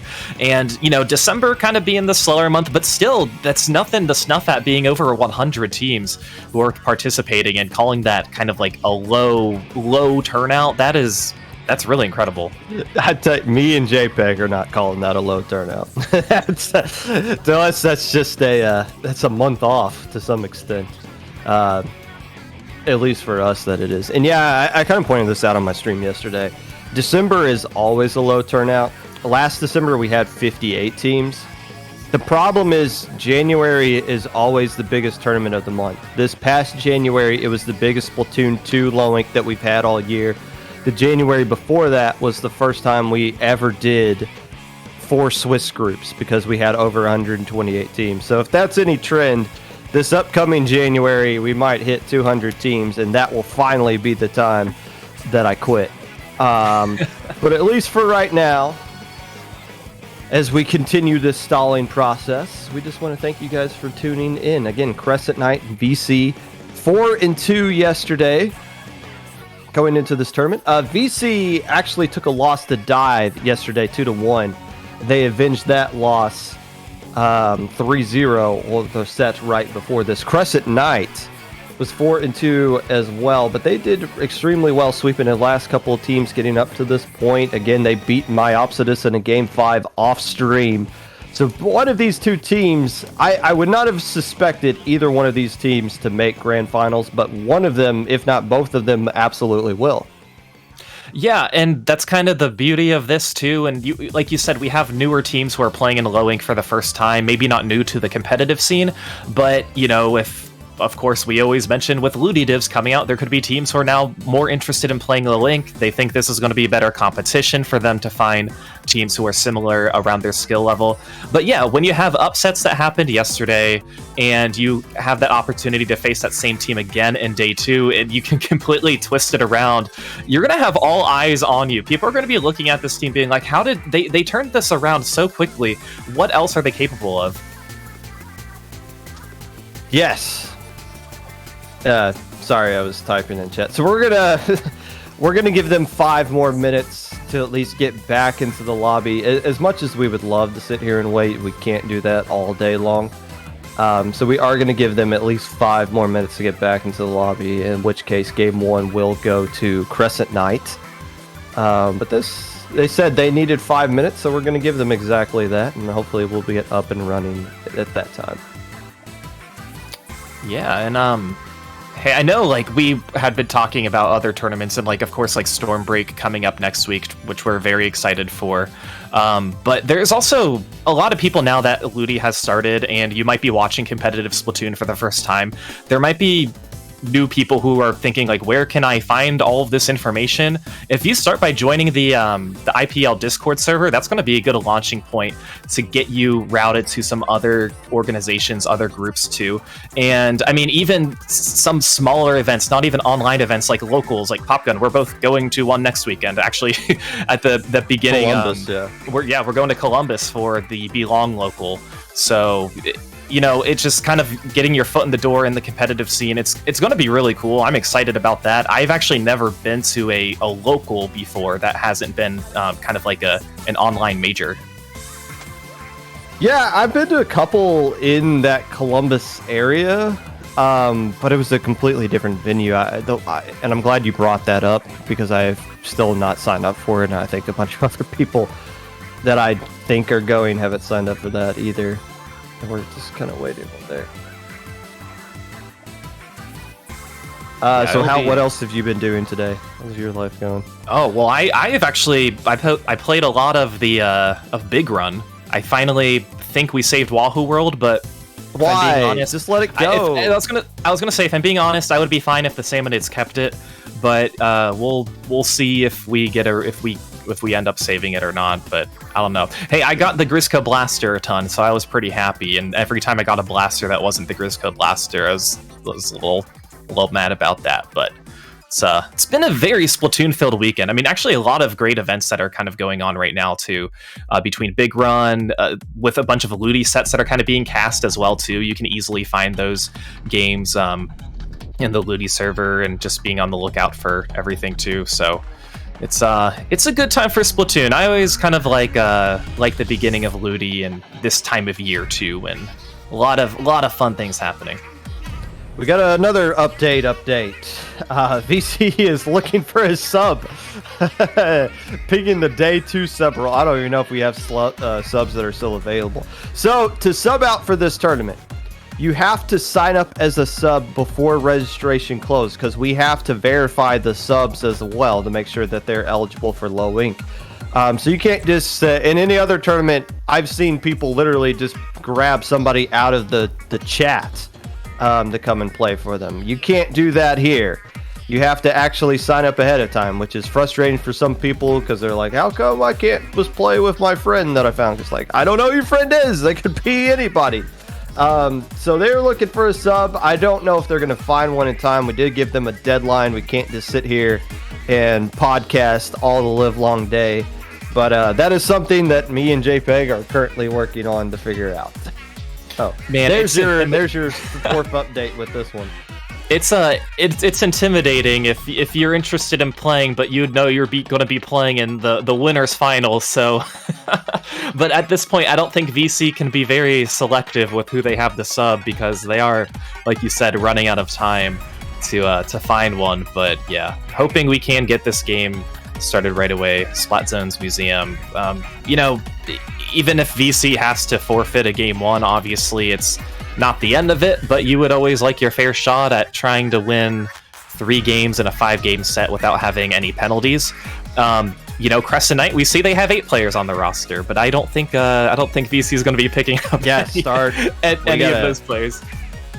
Yeah, we're going. We've reached the time limit, so we're gonna start game 1 with who's in the lobby, and that'll maybe buy a little bit of extra time for them to get whatever they need. But we're hitting. Yeah, let's go.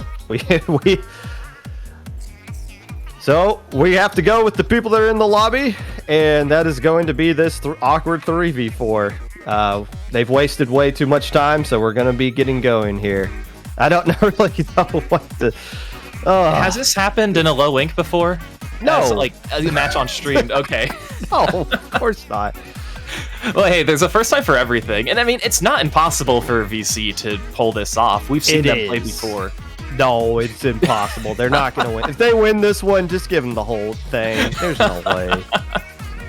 Well, we'll see. We'll put them to the test. I don't want to say anything is impossible. They have to use the same weapons as well. Well, actually, no. I guess technically they subbed a player out, even though they didn't sub a player in. So that they could change weapons if they want. But here you go, game 1 of winners finals. 4 players on the side of VC. Oh, this is Crescent Night that's missing the player. I was right. Wait. I think the color. Oh no, the players are on the wrong team. That's why. Oh, okay. We're not doing this. Stop. Hey, we'll get it started as soon as we can. But yeah, I mean, so it looks like maybe I forget which player was going to be swapping out which team member or which weapon they had in particular. I don't really know if that matters at this point, but it's really an uphill battle, but Crescent Knight should be taking this one pretty convincingly, obviously. And who knows if EC will find an extra person to bring it to the lobby. But like you said, it's hard. It's hard at this point. And I know Popgun and JPEG and all the staff, it's hard for Popgun to commentate and do all this work at the same time, too. I know. Yeah, you think?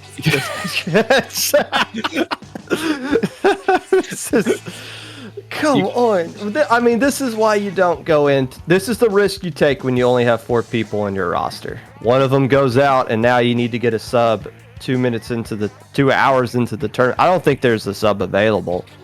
Is the problem? Yeah, and ultimately, I think we're out.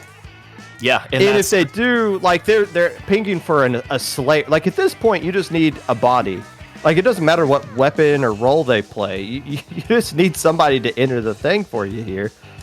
And you know, it could just be somebody had like a storm go through and knock out their router or something like that. I have no idea. So. Yeah, and they just have to get Gumball back in, and we don't know what's going on with Gumball. Yeah, so it's hard because obviously it's all, I don't want to say VC's fault, but like this is what they have to suffer through, and it's you feel sorry for them, but at the same time, it's like you said, you have to prepare for this when you do have a roster of 4 players. I know my team does. Thankfully, we haven't had to deal with this. Hopefully, we don't deal with it in our Ludi set when we play tonight. But yeah, I actually don't know the status of. You might be able to fill me in on why we're not readying up. We're just not doing the 4v3. That was dumb. Oh, okay. Gotcha. I didn't know.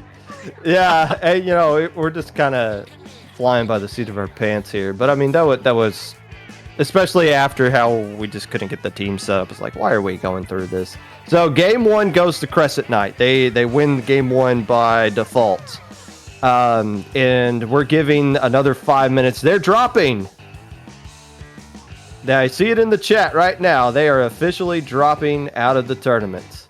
Man, so that's hard. That screws up because that means there's no losers finals. Right.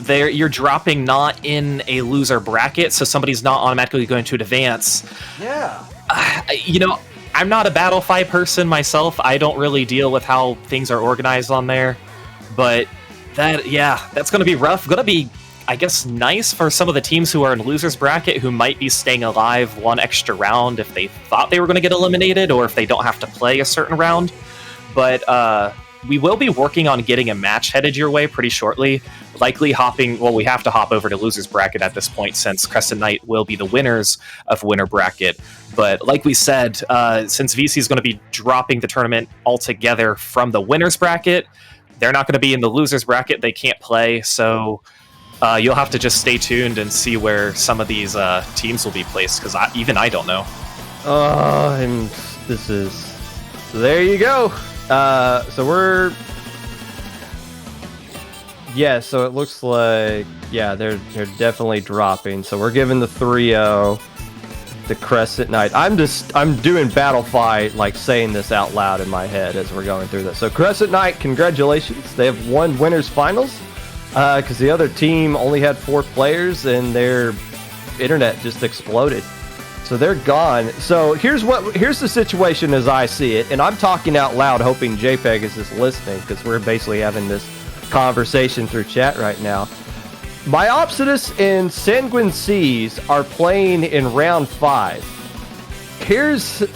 So that's essentially losers finals at this point because VC's dropping from the tournament.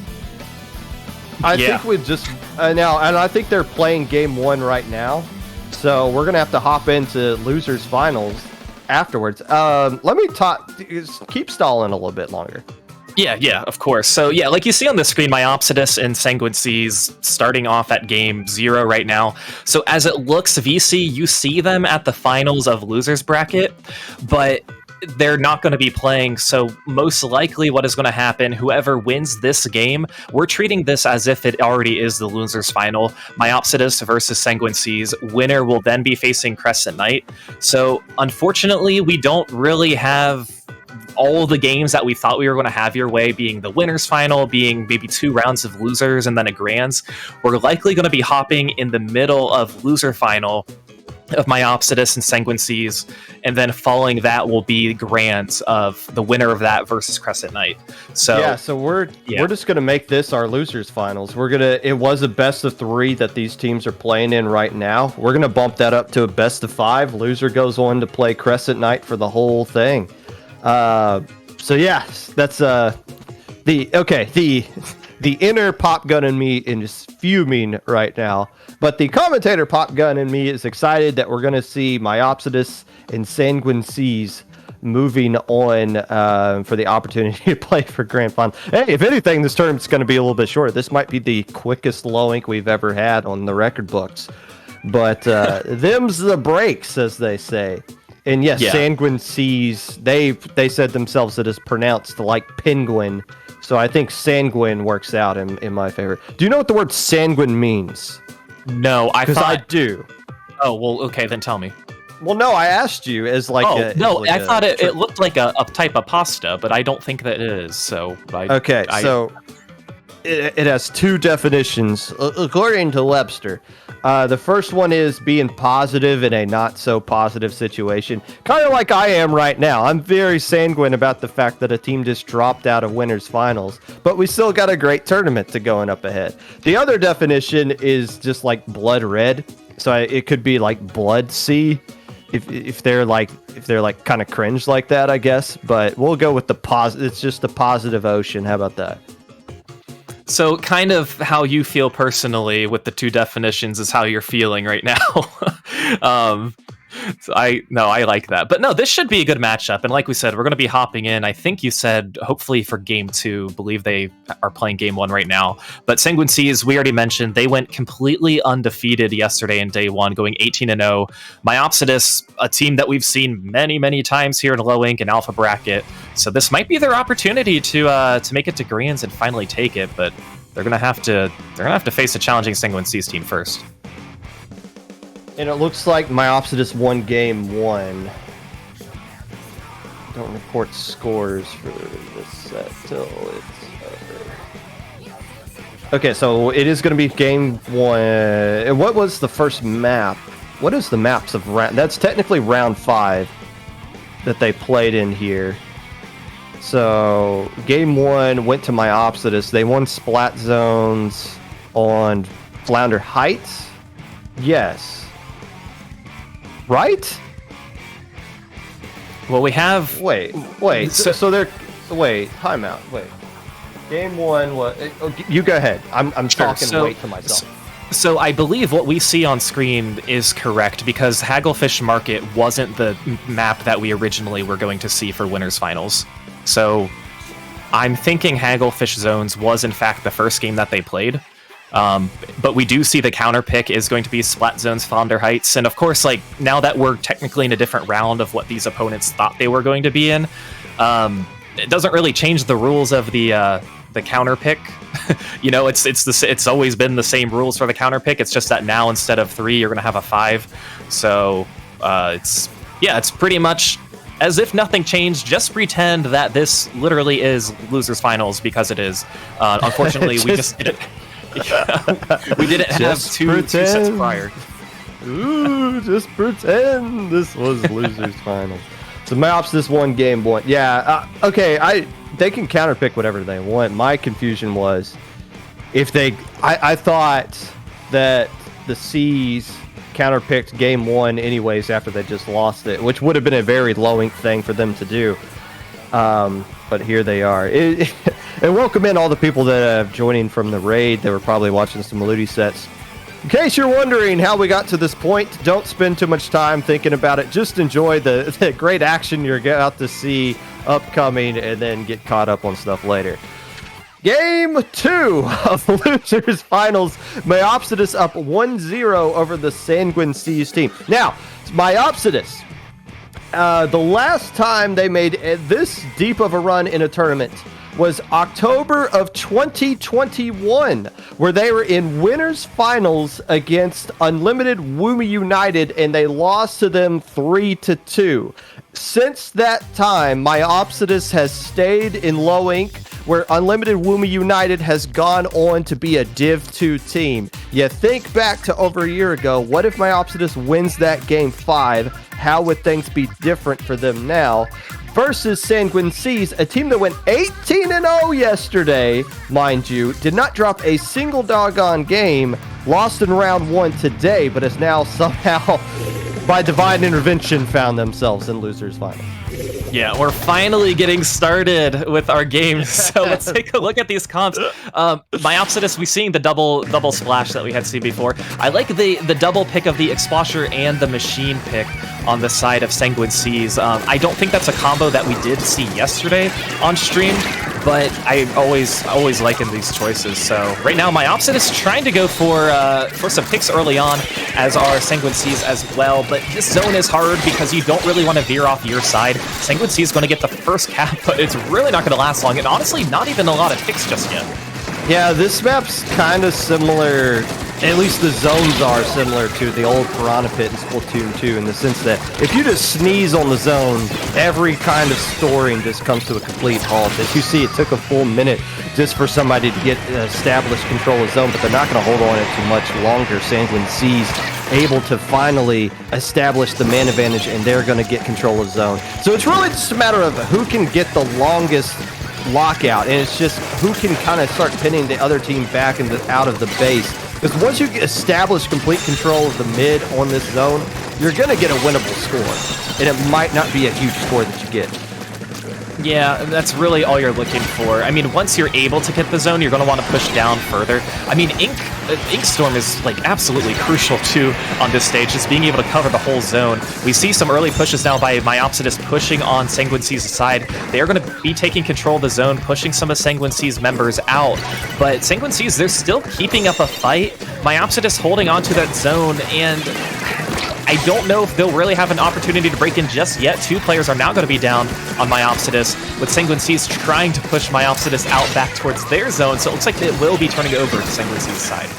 Yeah, but they didn't really splat anybody in the process, but I guess it doesn't really matter. As long as you have control of the zone and you are slightly bleeding out penalty points, you're going to be just fine. But look, there's no way for Myopsidus to try to find ways to get back in here. Again, none of their players have been splatted, at least in the past 30 seconds, and they're burning through a lot of specials without really accomplishing anything with their own end. Finally, a tray goes down splash for splash, but everything that Myopsidus has done right now, without even getting splatted, hasn't done anything as far as the scoreboard is concerned, as Sanguine Seas just kind of keep ticking away a few points here and there. Yeah, and it's what's nice for Sanguine Seas is they haven't given up, and they don't have any penalty points quite yet. So like you said, Myopsidus is trying to push forward, and it's not going to work as two players are now going to go down on Myopsidus. So this is where Sanguine Seas needs to turn it up. Myopsidus had a few players down. They're going to see a Booyah Bomb that's thrown below the zone and not really going to get anybody. But Myopsidus, they need to find a way that they can break in, or else Sanguine Seas is going to have a field day, especially with the Ink Storm coming through. Yeah, they've been holding on to the zone for about 2 solid minutes right now. And even when they don't have the man advantage, there's somebody slinking around from support from Myopsidus, but they're not going to stay alive long enough to keep anything sustainable going on here. It's just been death by paper cuts, and that should finally do it. I don't see the Jet doing enough to overpaint all of that. And Sanguine Seas finally gets us a set on stream, and we're tied at 1 apiece. Yeah, you know, Myopsidus early on, it looked like they were applying some pressure, but you're right, like they kept throwing paint over on the side of Sanguine Seas, but just couldn't get the picks, and it was never enough paint that could toss over the zone. Sanguine Seas, they didn't really have complete control of the zone the entire time, but it was just enough that Myopsidus wasn't able to break through. So at that point, later on in the game, just kind of came down to the 1v1s, and Sanguine Seas seemed very dominant there. Now, just a reminder, this is best of 5. It started off as a best of 3, but it evolved because it got traded, I guess, for a different set.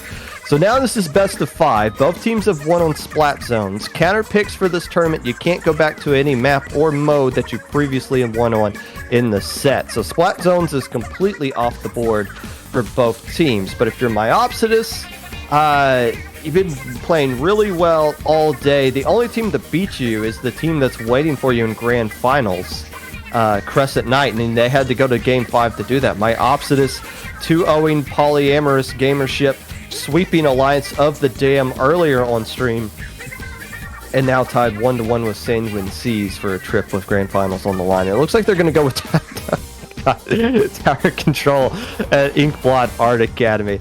You know what, Falco? It's low ink, it's fine. It's fine to pick this one. And it wasn't game 2. To their credit, Tower Control Art Academy wasn't game 2, like we see in every other tournament that has counter pick. Game 3, it is allowed.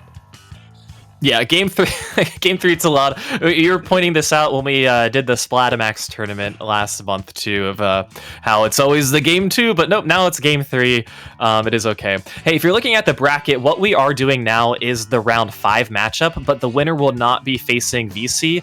Vici has been eliminated from this tournament. They had to drop. So like we had mentioned before, this is the actual alpha bracket losers finals. The winner of this set will be going on to face Crescent Knight. Game 3 here going to be Tower Control at Art Academy. Myopsidus did win game 1 off stream. It was splat zones at Hagglefish zones. which is what I believe they'll event. No, that's not round 1. Round 1 is Mako Mart. So, again, when you come to counter picks, you want to pick something that you feel like gives your team a huge advantage over the other team, because having control of both the map and the mode is a monstrously insane advantage in a tournament like this. So I don't know why they feel like this particular map and mode gives them that huge advantage over the other team. But I think we're going to see a comp change come out in particular. I don't think we're going to see that V-Jet come back out. But then again, we'll get the answer to that momentarily as we see Myopsidus coming out first with that's a 96 cal. So they are going to keep the ink vac, and that is a Rapid Blaster Pro on the side of Sanguine Seas as well. So a little bit of vacuum versus vacuum action, I guess, to try to just avoid those GG Booyah bombs that can come out from both of the machines. Yeah, we are definitely going to see that. Like you said, no jet, no charger, really no major backline. I mean, the knot's going to go down pretty early. I was going to say that's going to be their longest range weapon. But now we're going to be taken down. 2 players already down on Myopsidus. As Sanguine Seas getting pretty good control, already on the tower now. We do see the ink vac ready, but nobody's going to be on the tower pushing it quite yet, as Myopsidus members are going to be backing up. The Crab is going to be on the left stack now. Pretty good position along with the vac. So using these specials to get some of these Myopsidus players, but not really pushing the objective yet.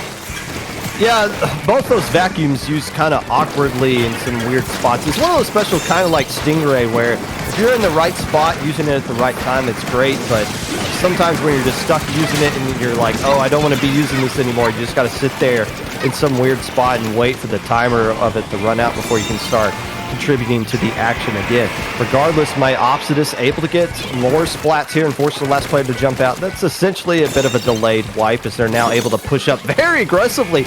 Nom Nom taking the fight straight to where the second checkpoint would be, while the rest of the players are clearing the first. Yeah, and I like how the Knot then joined them, allowing Myopsidus members Nom Nom to move away, use the Crab, and get some more picks. And with that, Myopsidus is going to take the lead, cruising past that first checkpoint, and now approaching the second checkpoint pretty much uncontested, as the player from Sanguine Seas who was closest just went down. The VAC was going to be trying to pop on the tower, but no splats are going to be recorded. And now Myopsidus doing a really good job just not letting go of this tower. Finally, they are wiped. Just the machine who's alive. It looks like they will be backing out a little bit, but you can't complain with that push early on.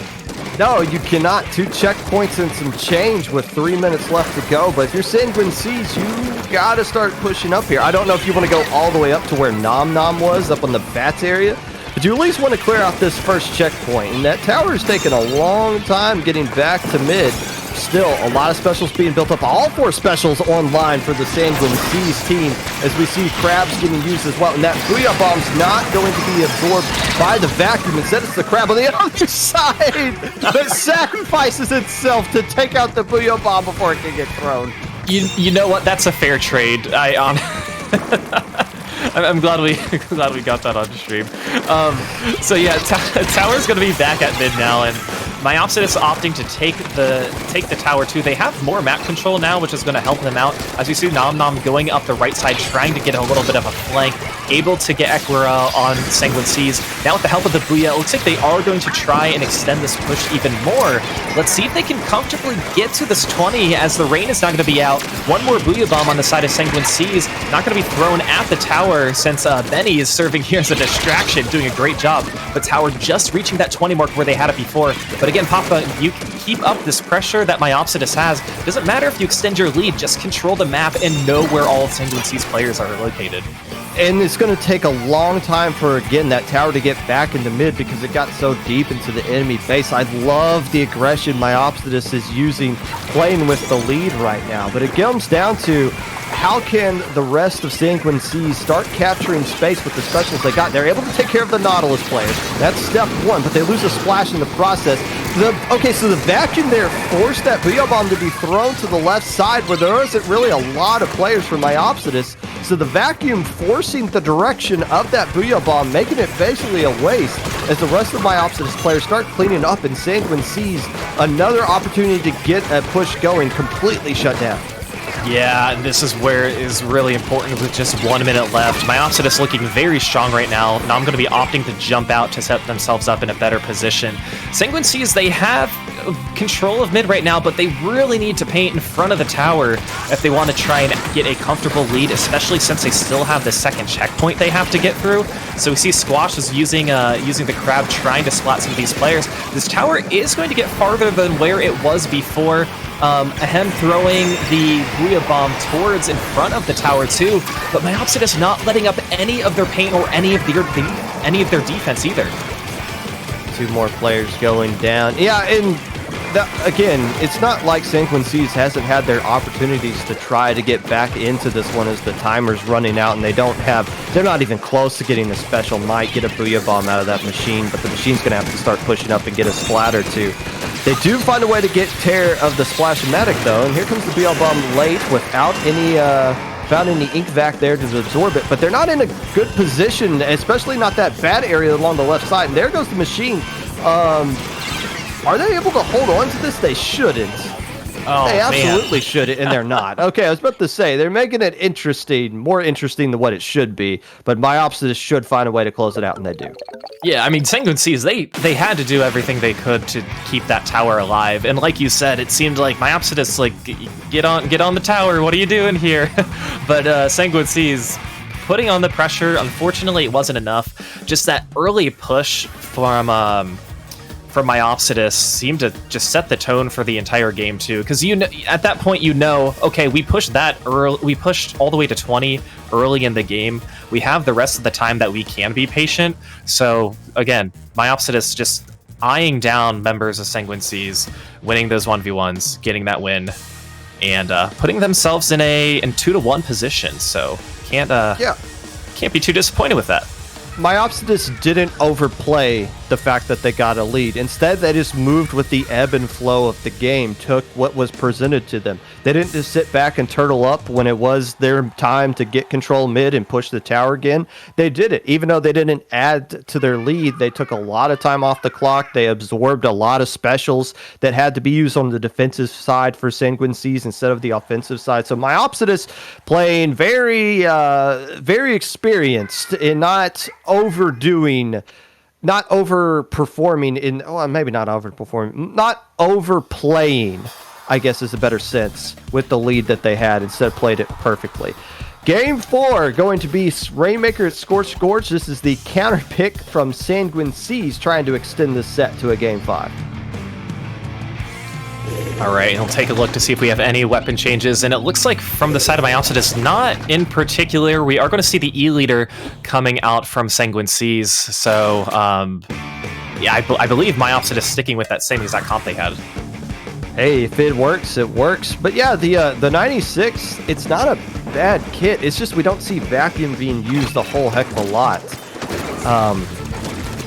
For whatever, well, I mean, there's several reasons, but 96 in particular, it paints really well. It's got a lot of range. There's a ton of RNG, and if you're somebody who jumps a lot, your bullets are going to go nowhere near where you want them to go, but it's working for them in that last game.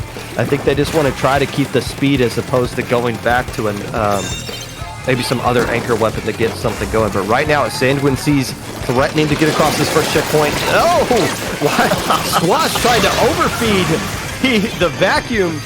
They didn't clear the check. No, they did, right? Yeah, they did, and now they're opting to just leave it where it is for now. I think they're trying to take down some of these Sanguine Seas. Sorry, I was distracted too by that Dooley versus back battle that we had seen. But yeah, now Myopsidus is finally picking up the Rainmaker. I believe they wanted to try and clear a little bit of a path before when some of the players respawning were going to be the ones popping the Rainmaker. So now it is the Gal player who has the Rainmaker. They are trying to push towards the right podium, as they do seem to have pretty good positioning. Just going to have to avoid some of these suction bombs as well. But they're playing a very patient game, and like you said about Myopsidus, they are a patient team. We've seen what they're capable of in this low ink, in past low inks, and how well they work together, and just like that, they are going to get that dunk to almost tie it up. Oh, the shot almost came before the dunk landed, but still, it is going to be a tie game, barely going into the favor of the team that got it first, which is Sanguine Seas. as things have just kind of stalled out at this point. But 3 minutes left to go. No checkpoints for either team, and nobody's taken a foot past the checkpoint pedestal, so things are about as even as you could possibly hope for them to be at this point. Sanguine sees the team that has to win, has to feel pretty good that they got the slight advantage. You got to start getting some picks right now. You're going the opposite direction. Myopsidus applying a ton of pressure, I believe with a crab tank and some other things as well, forcing these players back. The dualies gets taken care of, and there's nowhere for them to push up as well as long as that vacuum is just absorbing all of the shots. And right now, Sanguine sees just had absolutely nowhere to go right there, and they keep the Rainmaker kind of on their own side of the map. Yeah, as much as Sanguine Seas didn't want to drop into mid at that time, they knew they had to because they were in a position if they would have gotten splatted, that would have been very nice for Myopsidus to just pick it up once and take the lead. So it's hard when you don't have that space. It's hard when all the specials are thrown your way. And yeah, that's exactly what happened. But now Sanguine Sea is going to be picking up. They have control at mid. It looks like they will be able to extend their lead a little bit right here. Getting shot by the ink back, so pushing it to 56. Not much further than what we had before, but definitely a new lead, especially with how close the stalemate has been. Oh, Nom Nom falling down, probably unintentionally, or maybe just expecting somebody to be there that wasn't, keeps them away from the action. And now you go from, what, 52 down to 40, that second push they did there. That's a much more comfortable score, because to get to this spot, you have to round that corner and go pretty deep into Sanguine Sea's base. But right now, you just got to start getting some picks, and there's not, you're going to have to find a way to do it with the Nautilus that they're working right here, because they're in a great position combined with somebody else to at least capture control of this elbow. Tort trying to just start poking around combined with the crab tank, and they're not getting any picks just yet. And the Booyah Bomb's going to force Nom Nom out of their crab a little bit earlier. They do grab the Rainmaker, trying to push it around this right side, gets a nice pick on Squash, and it's just the E-Leader and the Machine that could slow things down, but the Rainmaker being extremely patient, not wanting to push this until it's right just now, and this is the perfect time to do it, getting down to 30 remaining. The Squash, the Julie Squelchers being the last player spotting in, and it's great patience by a Myopsidus yet again. Yeah, they did get the lead by 10. Unfortunately, going down to that suction bomb, I have a feeling if they could have just been... Oh, no. I was going to say, if they could be more patient, but it's not necessary. Myopsidus pushing it all the way to 1. So right now, this is their game to lose. If Sanguine Seas wants to win this with under 20 seconds remaining, they have to get the knockout, and this will likely be their last opportunity to get this push, as Myopsidus now in a position to build up their specials, just unleash them at the Rainmaker, as this game might be going into overtime. Oh, it's definitely going to go into overtime, but I don't have much faith that it's going to be going much further than that. And okay, I believe that was a crab on the side of the snipe area right there, just completely shutting down the Rainmaker. Nothing for Sanguine Seas to do right there. They had a great opportunity until the patience of Myopsidus, waiting for all the splats to land into place, let their players get into the right position to get everything they need to win. Take a bow, Myopsidus. You are going to your first ever Grand Finals. And it's happening much more quickly than they thought, than what we thought too. So very, very impressive win by Myopsidus. I just sneaking that Rainmaker once you got it all the way to 30, pushing it to 1, catching every member off guard. Oh, that just sealed the deal, and we'll see what they can do in Grands. Yeah, and they are going to be taking on Crescent Knights, who don't have to wait that long either. We are going to take a break, though, just to kind of recollect ourselves before we head into Grand Finals. So we'll be back shortly with the epic conclusion of yet another low ink here on IPL.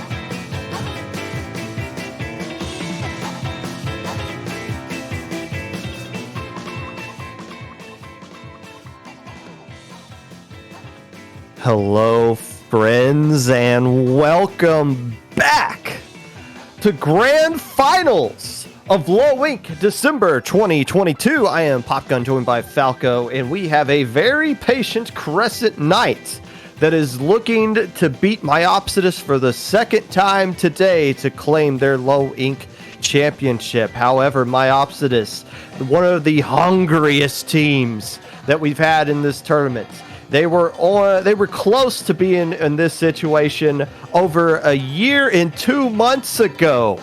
It's taken them that long to become a contender, to be a team that could win this entire tournament, but they're now finally back, and they're going to have to win 2 sets against Crescent Knight that has beaten them 3-2 earlier today.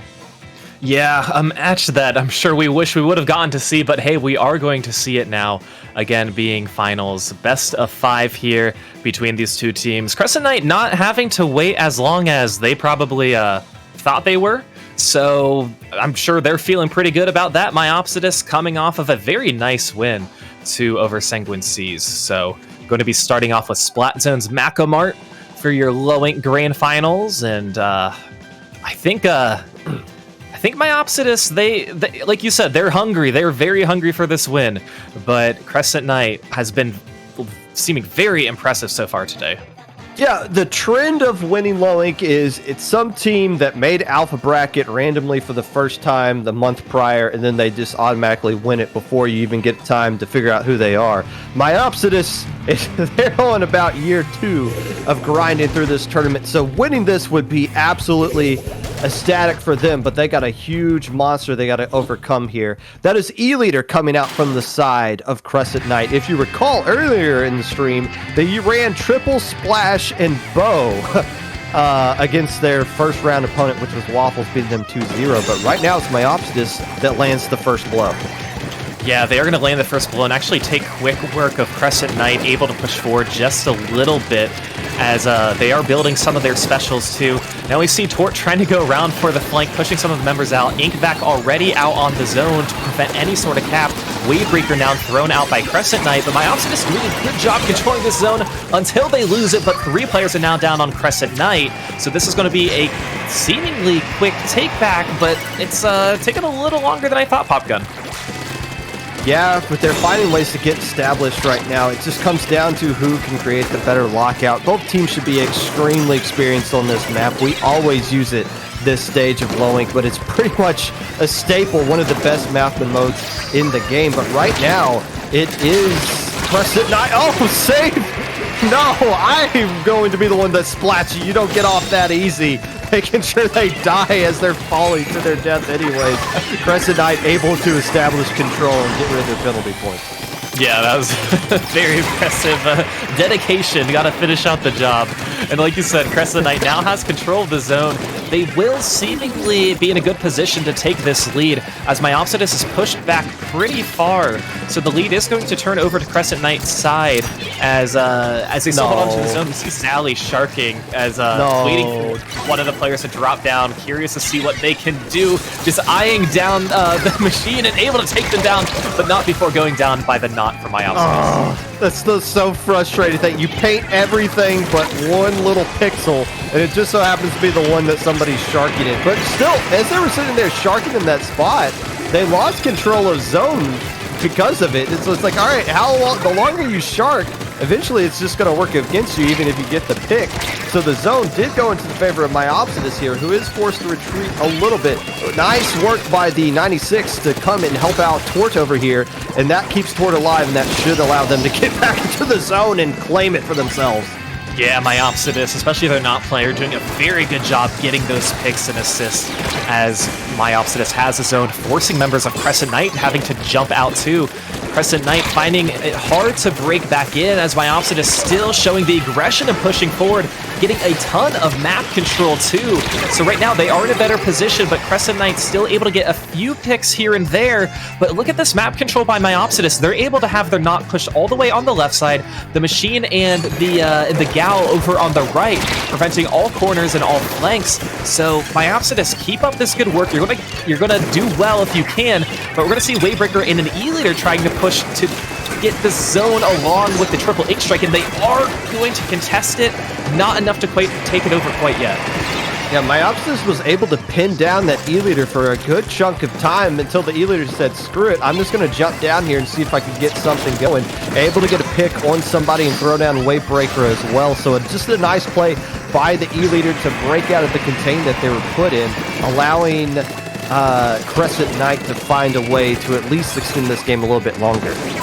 Yeah, with a minute and a half remaining, they are going to be doing that. Crescent Knight now done with their penalty points, pushing through, getting to 35. Myopsidus in a good position with a 2-player advantage and the lead with just over a minute left. They are able to get the zone back once again, even with a lot of penalty points. They just need to keep up the pressure, and keep pushing forward. And they've done a great job just controlling the map this entire game. So as long as they keep it up, they'll make it very hard for Crescent Knight to find a way back in. Yeah, just a minute left to go here. And it's anytime an E-leader just kills somebody, it just always seems impressive. Maybe a little bit more than what it actually is.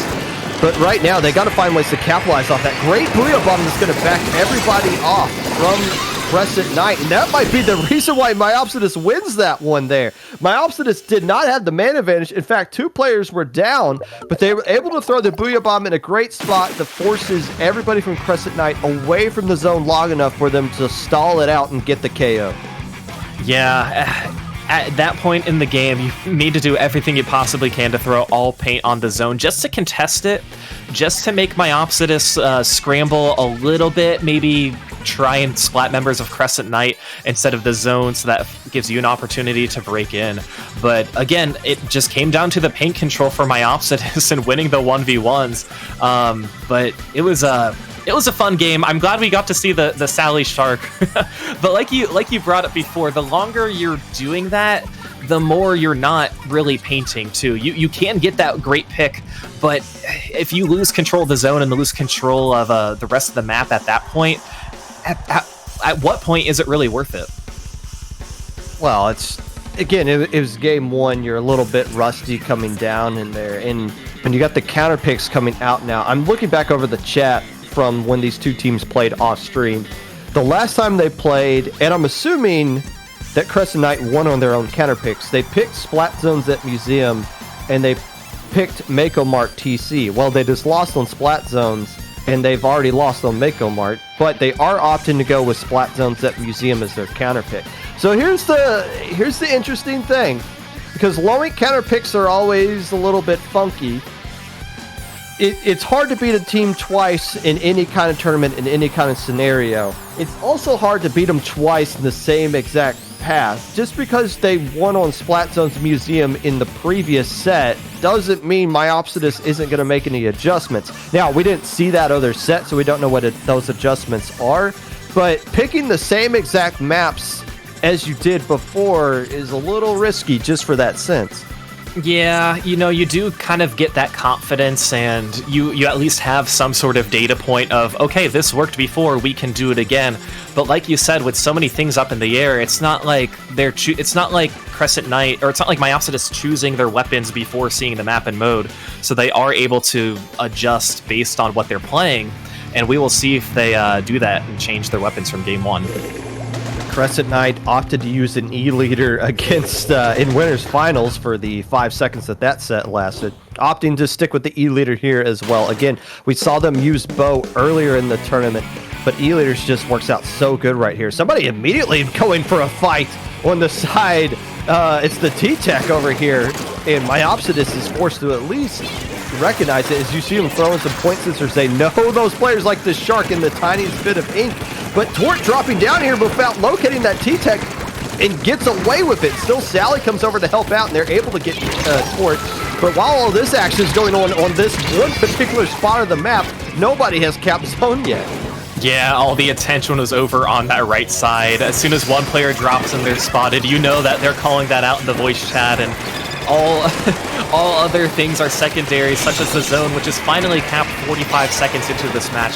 Capped by Myopsidus for just a little bit of time, as Crescent Knight now trying to find a way to break back in, throwing some of these bombs. But Myopsidus, they are once again doing a good job, but they're not controlling the zone, as you see. It's like a Beyblade battle up there of crab versus crab.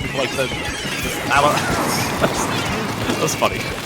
Crab kissing and mind-blowing. You love to see it. What if we kissed in the mid of the museum? Right now, Crescent Knight able to get control of the zone. They got everybody kind of pinned back. Myopsidus in awkward spots. You see one player jumping out, leaving the Nautilus by themselves down here in the corner, trying to build up a rev and push everybody back. Instead, this T-Tech player opts to back up a little bit and just sets a little bit of a trap for Tort.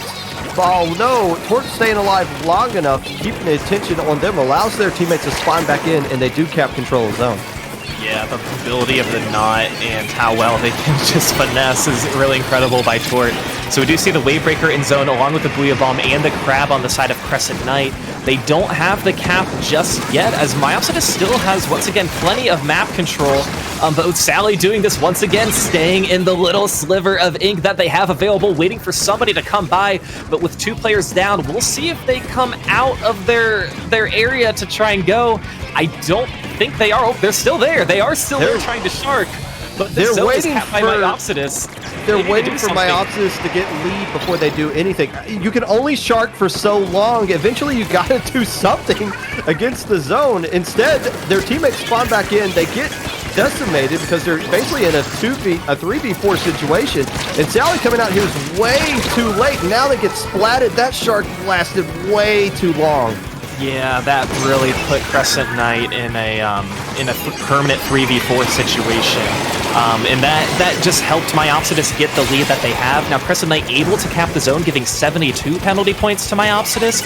So it's definitely not over yet, but it is going to be a major hill to overcome if they want to come back.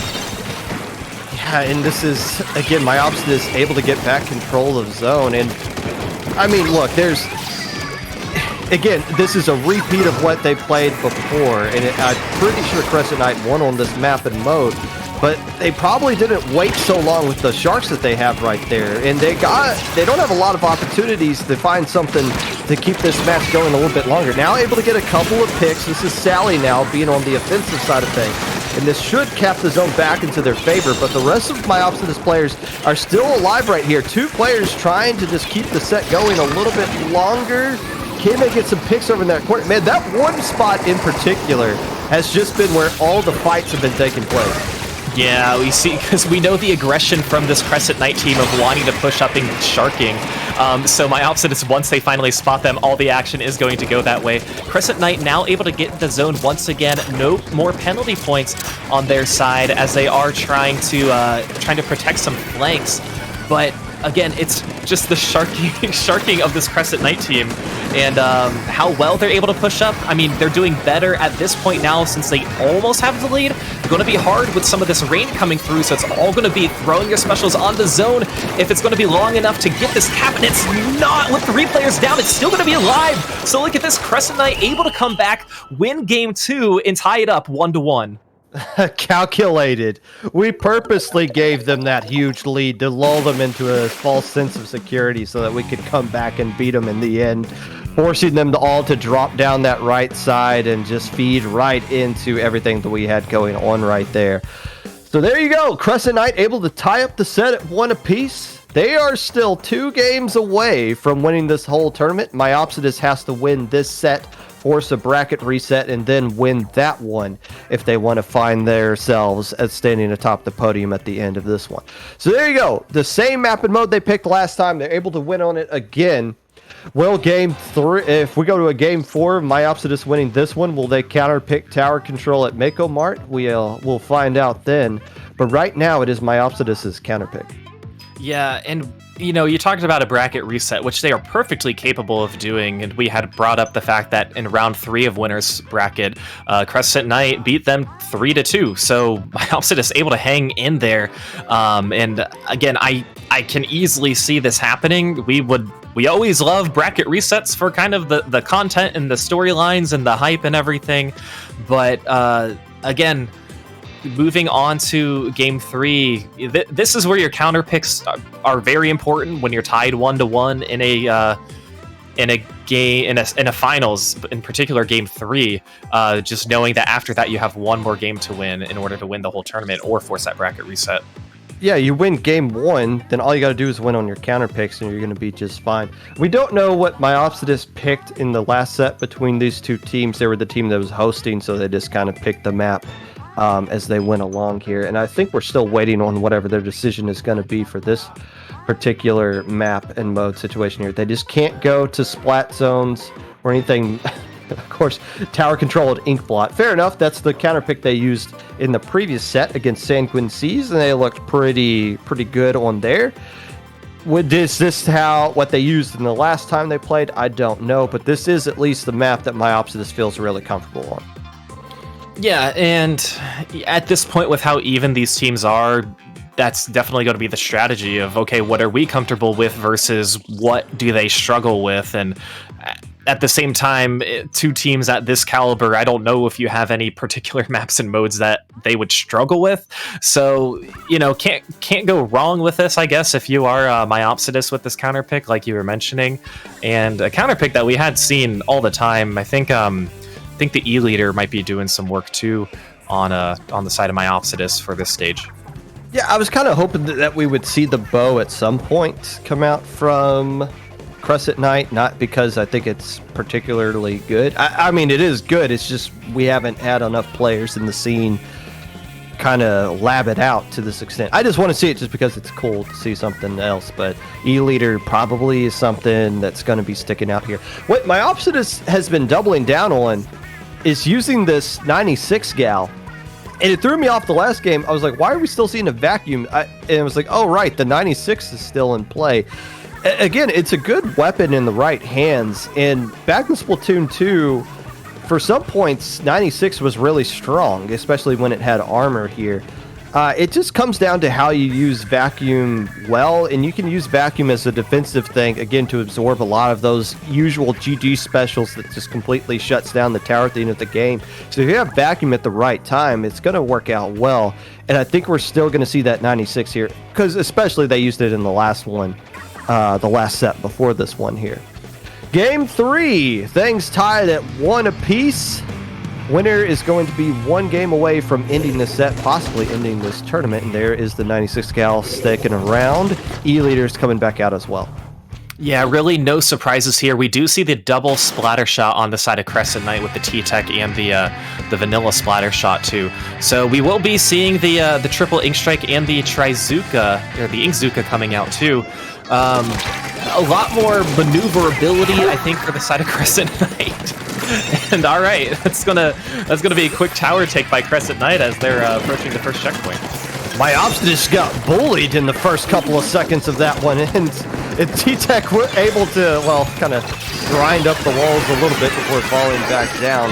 Not able to get up to that spot, but still Sally around this right side. It's just Goggy who's stuck in using this vacuum, and again, that's another example.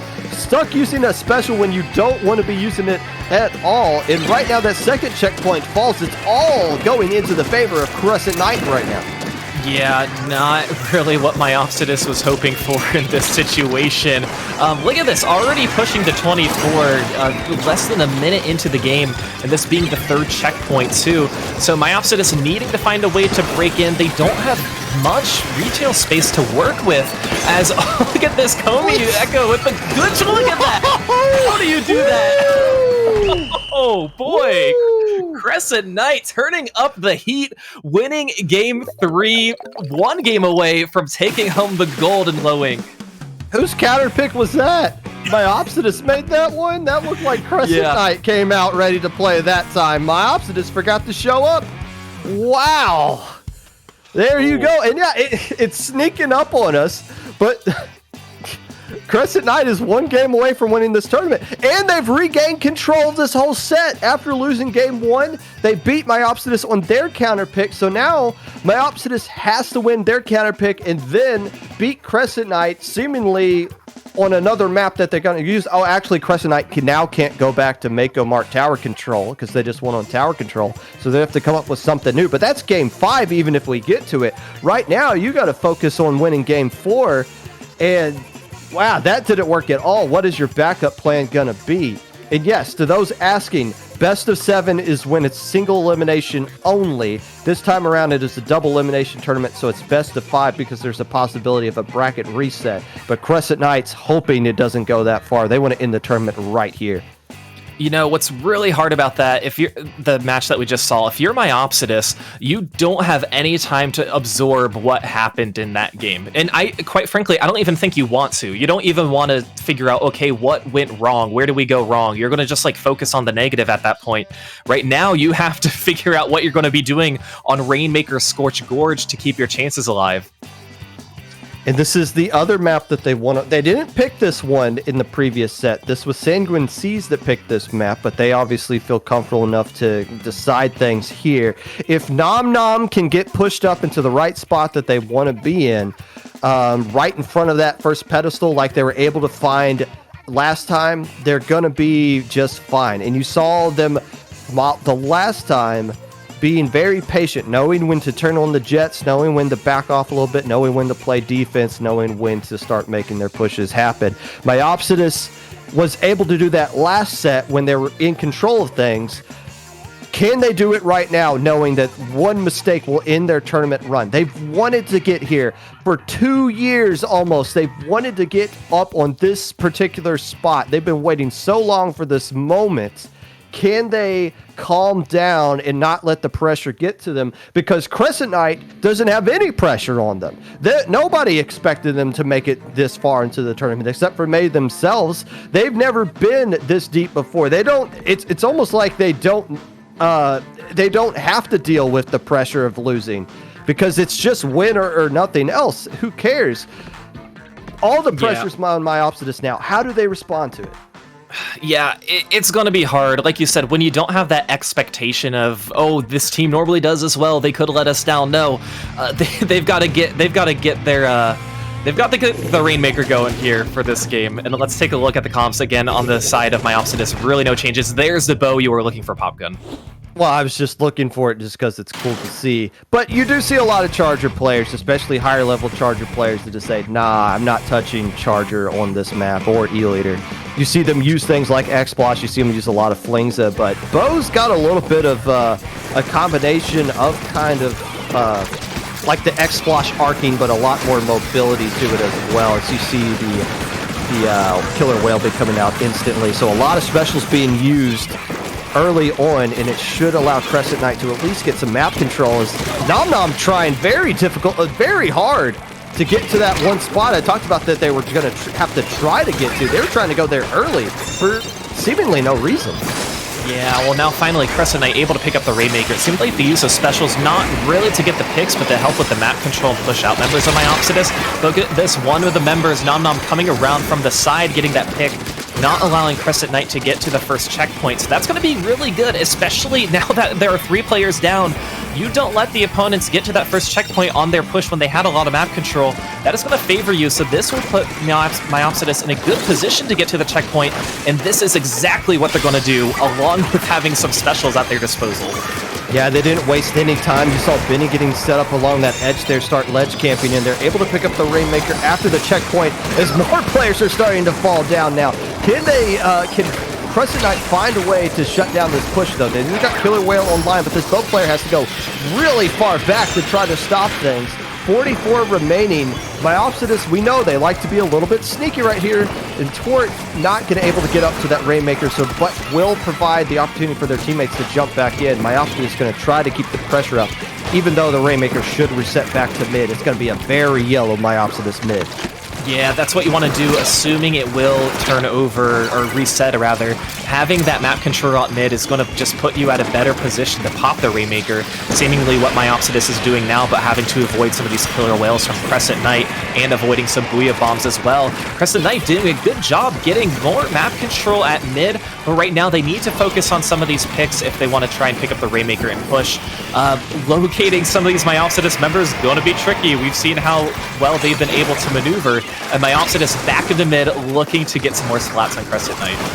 A lot of specials were built up by Myopsidus right there, and it's starting to pay off into their advantage. They got 2 players down on the side of Crescent Knight, but very good position. Somebody on the wall right up top there.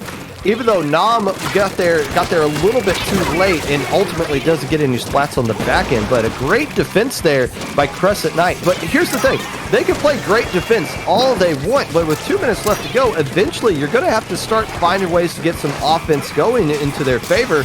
Myopsidus is doing defense via offense at this point and keeping the Rainmaker back on the enemy side of the map. But look how blue things are right now.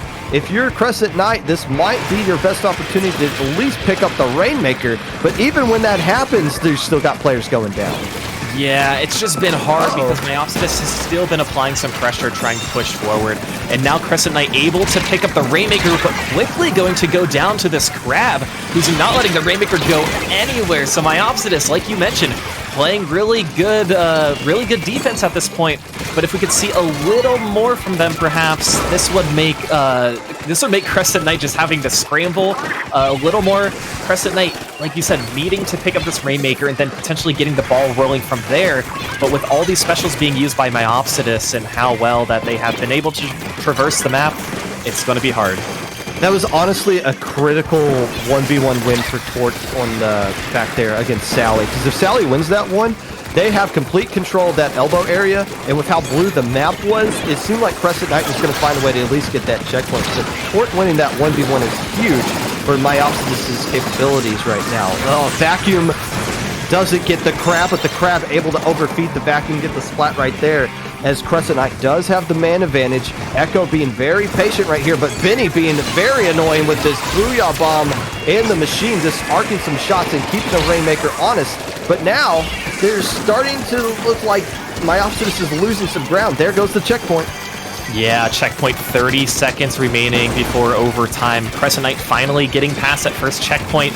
They don't have anywhere they can go. Look at this. CST already pushed up back on the side, using the crab here on the left side, trying to push somebody's member out. Oh, they were just going to reset. Oh, man. That would have been a perfect opportunity for Crescent Knight to pick it up. It looks like they will as this final push is going to start. It might still be, because look how far pushed up everybody for Crescent Knight is. This could be your tournament right here. If they find a way to split right through, oh, it gets stopped with one remaining. Myopsidus hangs on barely. Oh my goodness. Like, that is the point where it's so hard. Do I push forward, do everything I can to just get one more point, or do I be patient? And with how far pushed up those Myopsidus players were, you're thinking the same thing I am. Just go for it. Just go for it. End it right here. Myopsidus, oh, so they pulled it out, and it was, oh my gosh, we're going into game 5 with how close that was. I don't know what to expect. If Myopsidus gets a bracket reset and then wins this tournament in the bracket reset, we're going to go back to that one moment and figure and dissect it, overanalyze it, to figure out what went wrong right there, because Crescent Knight was in the great position. They had all the specials. All they had to do was just wait a little bit, get that Rainmaker in a safer spot, because Myopsidus had to feed into them. They had to be the team that made the mistake. Instead, Crescent Knight overplayed it just barely, and even though they got so close, they might have even tied it to some extent before they got splatted right before getting the lead. But yeah, if they just wait just a little bit more, let those specials develop, let some of those splats take place, they might just walk into this, like cruise into the lead, and the tournament could be over right now. But again, tournament nerves getting put on display right there, and hats off to Myopsidus. I don't know how they found a way through to stop that push. I have absolutely no idea how they shot through all of that nonsense that was going on right there to splat the one person they had to splat with just the right amount of time left on the scoreboard to do it as well. Yeah, the hard part is Crescent Knight, they were going full force, having to take the Rainmaker from mid right as overtime, or right as like 10 seconds were remaining, knowing that it was going to be the last push. When you just are zooming through the ink and then having to pull back, knowing I only have about 5 more units I need to move to get the lead, it's going to it's hard to make that adjustment. You're changing up your play style with a snap of the finger, but that's something that some of these high-level teams do. That's what they need to do, and it's all about part of a learning experience. And like you said, Myopsidus going to be looking at that replay, and I'm sure if we were to look at it too, we could tell frame by frame if the time actually did tie up and then the Rainmaker got splatted, but I couldn't tell. It happened too quickly. But yeah, setting that up was really, really good there for Myopsidus, as they are able to tie it moving on to game 5. And yeah, hindsight is 2020. It's real easy for us to go back and VOD review it, which would be a good one to look at and try to figure out, what they could have done differently. But in the heat of the moment, you just got to make a play. And both teams tried to make a play. Myopsidus came up with a better one. So game 5 right now. And before, we've seen Crescent Knight use tower control at Mako Mart. They can't pick that because they've won on tower control already. They could go to Mako Mart somewhere else, but instead they're going to go with Clamplets at Brinewater Springs. A new map into the game. Maybe they're thinking Myopsidus hasn't practiced this one enough. Maybe they feel like their E-leader can give them an advantage on this kind of map. Maybe they feel like there's something with that 96 that isn't going to work out right just as well right here. So, personally, I feel like this does work out in Crescent Knight's favor, but if Myopsidus can get that vacuum going in the right spots when they're pushing, it almost like bottlenecks Crescent Knight up their own hill. Yeah, and like you said, could have been a counter pick that Crescent Knight is thinking Myopsidus hasn't had a lot of experience playing, that maybe Crescent Knight could have the advantage, but let's get going into Game 5, Low Inc., December 2022 Grand Finals. And there is a vacuum still coming out. Instead, it's not the 96 gal, and it's just going to be the vanilla E-liter Blast Stitch Effort that's going to be coming out with that. And there is the the E-liter coming out from the side of Crescent Knight. That is the V-Jet that I'm thinking of from the side of Myopsidus. Yeah, and once again, we see two splashes on the side of Crescent Knight. Early crabs going already as they're trying to get some map control. So Crescent Knight doing a really good job controlling mid at this point. They have 8 claims. Actually, both teams have 8 claims at this moment. But now, I believe, yeah, Myopsidus' turn to use their specials as the Booyah Bomb is going to go down. So Myopsidus is doing a good job countering the push that Crescent Knight had. And this could be a push for Myopsidus, getting a few players down on Crescent Knight. They are pushing up towards the basket, already breaking open and scoring some clams.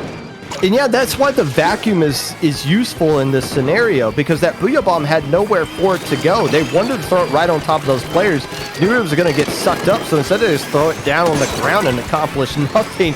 Echo, being a little frustrated about that, says, have a respawn Punisher blast to the face. Let's make sure those vacuums are delayed a little bit. So not a lot of points going out for Myopsidus on that push, but you can see how their comp is at least forcing Crescent Knight to change up their tactics a little bit. Yeah, and now with 2 players down, Crescent Knight in a better position as they are pushing forward, using some of their specials and the power claim. It is going to go in. They have enough claims to take the lead. They do, forming that power claim. I believe that was, one of the Splash who were able to get it. So now Comey going back, eyeing the pity claim, seeing if there maybe was an opportunity to jump up, but no, getting in the position where they are able to get some picks.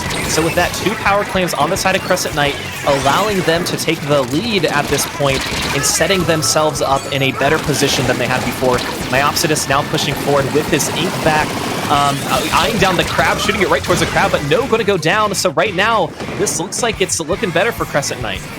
Yeah, those crabs are going to win most of those fights against the vacuum. You just overfeed it and then just blast it while it's trying to shoot out its very slow but powerful shot right back at the crab. And by that time, the crab just escapes there. So it's just how they deal with that vacuum is just going to be the difference. Do they have the crab ready to go, and do they hold on to their Booyah Bombs? Right now, the lead into the favor of Crescent Knight as we cross the halfway mark. And they do have map control, a lot of specials built up here, and a ton of clams. This could be the opportunity for Crescent Knight to blow this game wide open. Yeah, and that's what they're looking to do as the crab is pushing forward and having a power clam. But no, look at this ink back on the side of Myopsidus as it's allowing Crescent Knight to pull back. They're going to be needing to do that. And mid now, Myopsidus looking pretty good. They don't really have any claims that they're working with at the moment. No power claims on their side. But as long as they're able to push back Crescent Knight over to their basket, it's going to look better. And now we see Myopsidus with a power clam as the rest of the team is trying to push towards the basket with the Booyah Bomb being thrown. Now look how bottled up. Oh, this is gonna be. Oh, somehow 2 players go down on Myopsidus. What? Oh, that is the game-saving play. Whatever happened right there. Myopsidus will pop the basket.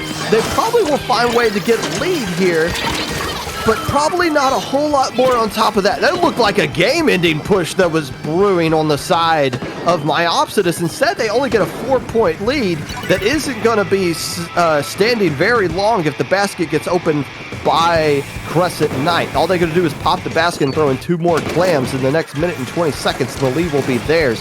Myopsidus is going to have to find a way to keep the aggression up. You can't just turtle up now. You got to keep adding to the lead you got.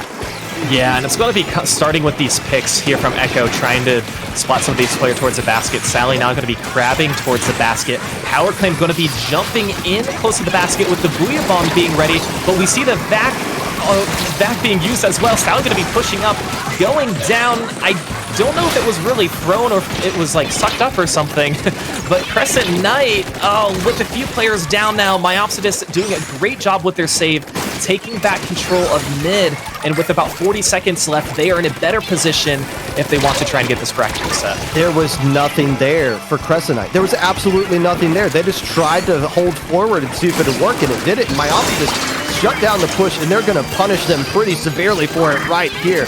The baskets pop. They are throwing in some clams. Tort is refusing to die without dragging down somebody with them. And now, Echo able to stay alive, get the splat, so there's not going to be a vacuum online ready to go. And only one player's left alive for Myopsidus. Crescent Knight needs to start getting control of mid right now and gather up some clams. They want to try to way to end this tournament now. Torque gets taken down, and there's Sally using their crab tank, but Nom Nom coming around the back door trying to get some splats, and now it's just a few more clams left, and they do have them online, and they're in the great position. That is going to do it. Crescent Knight says goodbye to the whole year of low inks. December goes into their favor. Round 3, Crescent Knight defeated Myopsidus 3-2. Grand Finals, Crescent Knight defeated Myopsidus 3-2. What a close set. Amazing push there at the end. Oh my goodness. You mentioned how Myopsidus could be feeling right now. The thing is, they've made it so far and have been so competitive since then. They've got to, they have to hold their head high with how well they performed. But like you said, you go back to maybe that one moment, Rainmaker Scorch Gorge, things could definitely be a little different if we weren't in that type of situation. Congratulations to Crescent Knight. Myopsidus, you were so close. What an incredible set.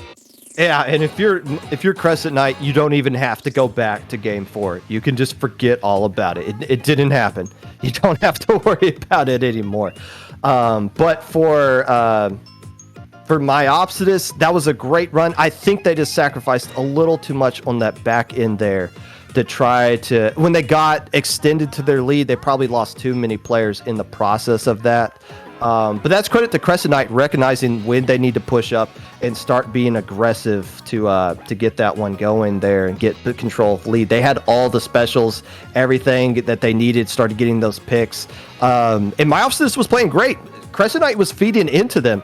That last minute, they were feeding right into Myopsidus.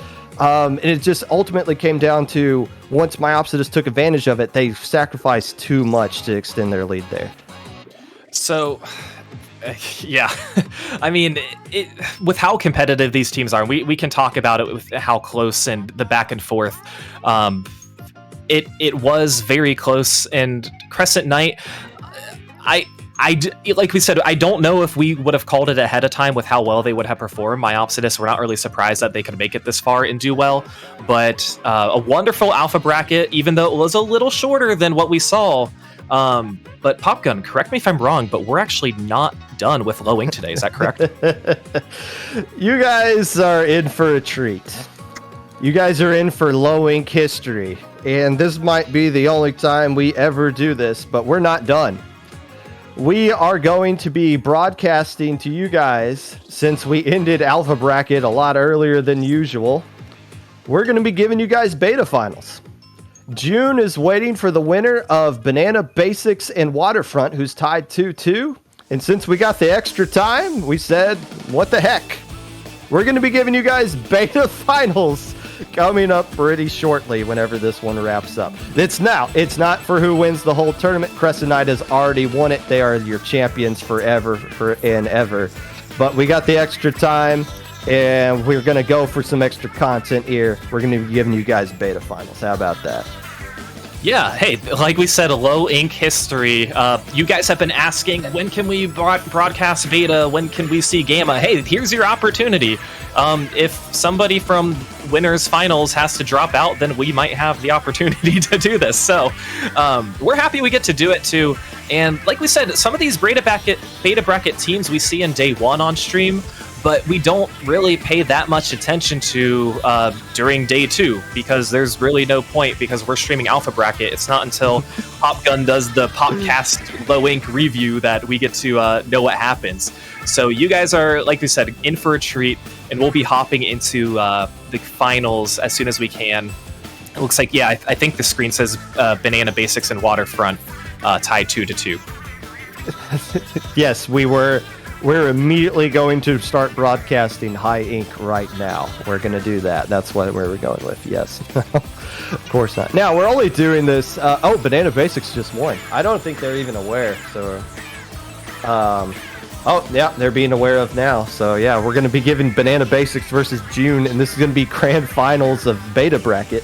And if you're wondering if we're going to do Gamma after this, no. After this set and possible bracket reset, we're going to delete... yes, we're going to delete everything, and I'm going to go just enjoy the rest of the weekend and never talk to you guys again until after Christmas. But Banana Basics versus June is going to be your Beta Bracket Grand Finals. Why not? Yeah. I mean, what's kind of fun, too, is at the start of today, they had no idea that this was going to happen. Heck, we didn't know it was going to happen either. So kind of a pleasant surprise. These teams, you know, with kind of the stage that IPL has on Twitch, we always have hundreds of people watching the stream. So a really good opportunity for you guys to see a beta final that, again, we have never shown before. So this is going to be one for the record books, especially for the winner, with June winning the winner's bracket, Banana Basics losing the loser's bracket. So if June wins, everything is said and done. Banana Basics could win to get the bracket reset. So got a fun matchup coming your way. And it's interesting because Banana Basics could have been a team that would win the whole tournament. They're that good. They just had a bad Sunday or a bad Saturday. And well, actually, no, they didn't even have a bad Saturday. They just lost 2 games and opponent win percentage didn't work out into their favor. And since we don't have the top 32 teams like we did the last couple of months, moving on for a chance to make Alpha Bracket, they just didn't have the opportunity to do it this time around. June is the team that made top 32 last month. They fell down to Beta Bracket out of that. But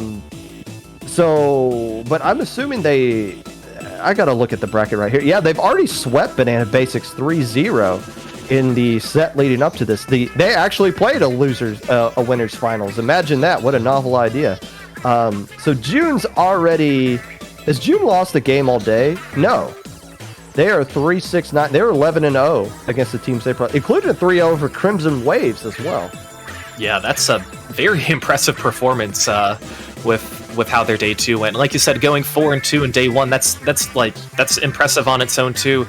It's just unfortunate where you're putting in kind of your winners or losers win percentage or opponents win percentage. There we go, and how all that is kind of configured. So yeah, going undefeated in any day, regardless of when it happened. Like we saw Sanguine do it in day 1. Fortunately, they couldn't do much in day 2 to keep that up. But where it matters is when you're in the bracket stage, and that's where June is right now in the winners finals. So it's very possible that they have a perfect day 2 in beta bracket. And yes, this is beta. If you're wondering who's going to win this whole tournament, that answer's already been decided. Alpha Bracket ended slightly earlier than usual, due to a team that had to drop at some point. So this is Beta Bracket. Crescent Knight has already won Alpha. They've already won the entire tournament. We're just showing you Beta for fun. Now, it's been a while since we've done a double elimination in Beta because we've had to do the top 32 format the last couple of months. Traditionally, if you win Beta Brackets in this double elimination format, the team that wins Beta has always gone on to be insanely strong and get really good results in Alpha Bracket the month prior. I don't think we've ever had a team win Beta and then immediately win Alpha the next month. There might be like one team that find a way to do that. But regardless, winning Beta Bracket in general has always been a really good thing for the team that does it in a double elimination format. Heck, Myopsidus won Beta Bracket last month, and they got second place in the whole tournament. Yeah, and I think too, it's that experience and that motivation too that gets you something to push forward to the next end. If we can win Beta Bracket, we know we are competitive in Alpha Bracket. Like you said, Myopsidus able to do it. So June and Banana Basics, they're obviously focusing on this match right now, but regardless of the results, but more in particular for the winning team, it's going to set them up well in the long run with these results.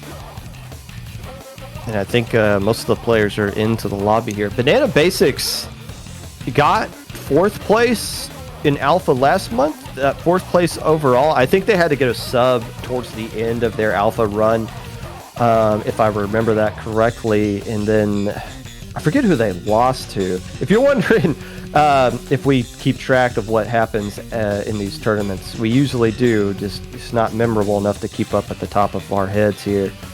They lost to RNA, which was basically Opium this month, who was my number 1 team. What happened to them in the tournament, I don't know. But Banana Basics got top 4 last time, and I don't think Banana Basics has really been struggling up to... Why is Banana Basics even in beta? Who beat them yesterday? That's what I want to look up right now. They must have lost in that waffle team, that triple Gambawaffeln team that we saw in round 1. They beat them 2-1. So Waffles beat Bananas, fair enough. Alliance of the Dam swept them, interestingly enough. So yeah, those are 2 teams they lost to that were in Alpha bracket, lost to yesterday, and that's why they're down here in beta. That's just how it goes with low ink. You see a lot of teams really strong that just can't get it out.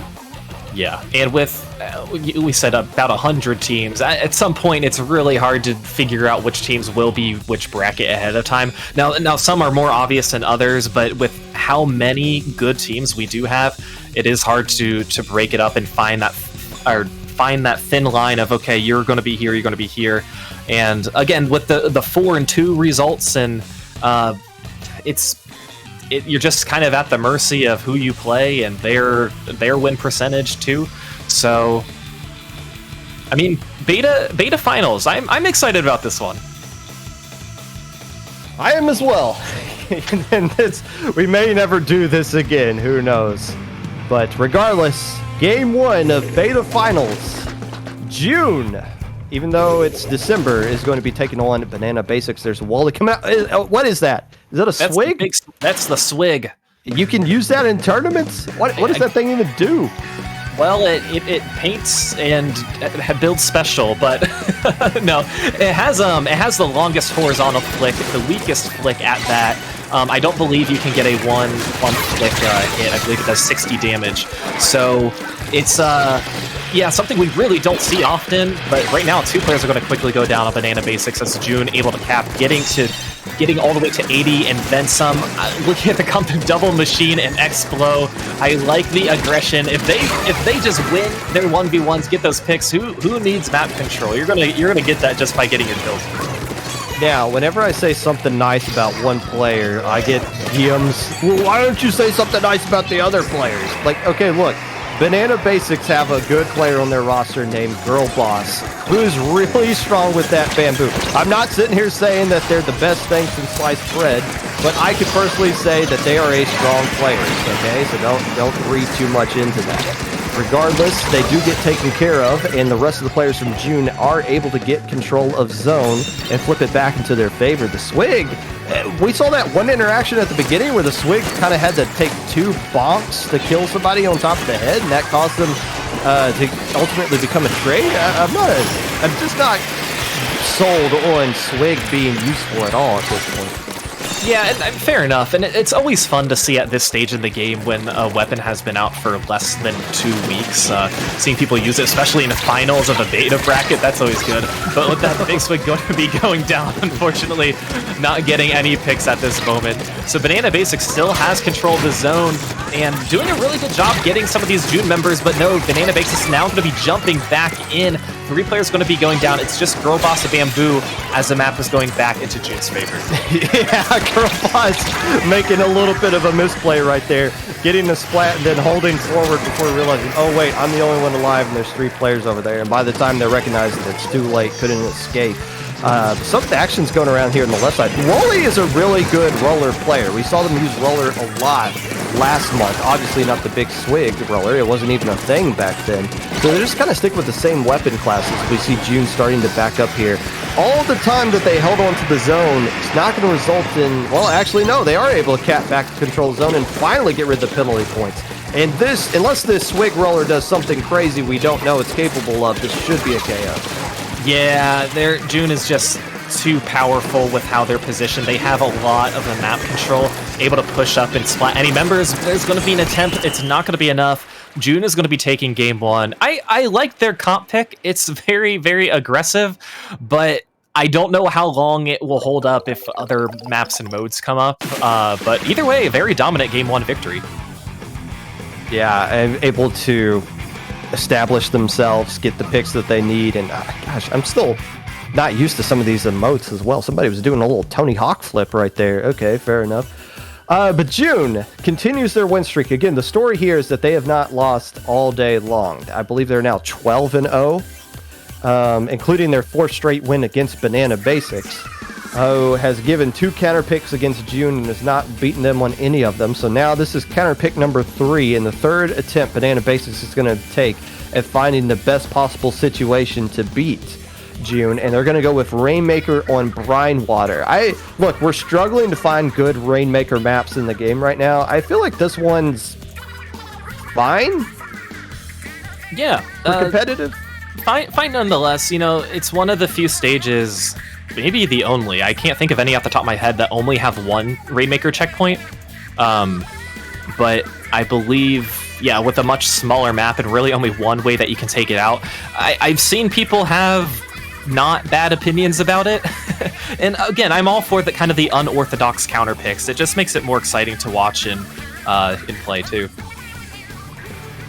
Game 2 of this bonus Christmas comes early for all you in chat, as you get to see a bonus beta bracket grand finals. Banana Basics trying to tie up this set. Is that, I almost thought that was the Snipe Rider. No, it's just the regular charger coming out from Girl Boss. Wooly saying, let me go back to Flingza. That one's pretty good here, but Double Machine sticking with the side of June. Yeah, sticking with the Double Machine, they are going to be now using the Splash-O-Matic instead, as we are going to be changing the roller, going from, I believe, is that the regular roller?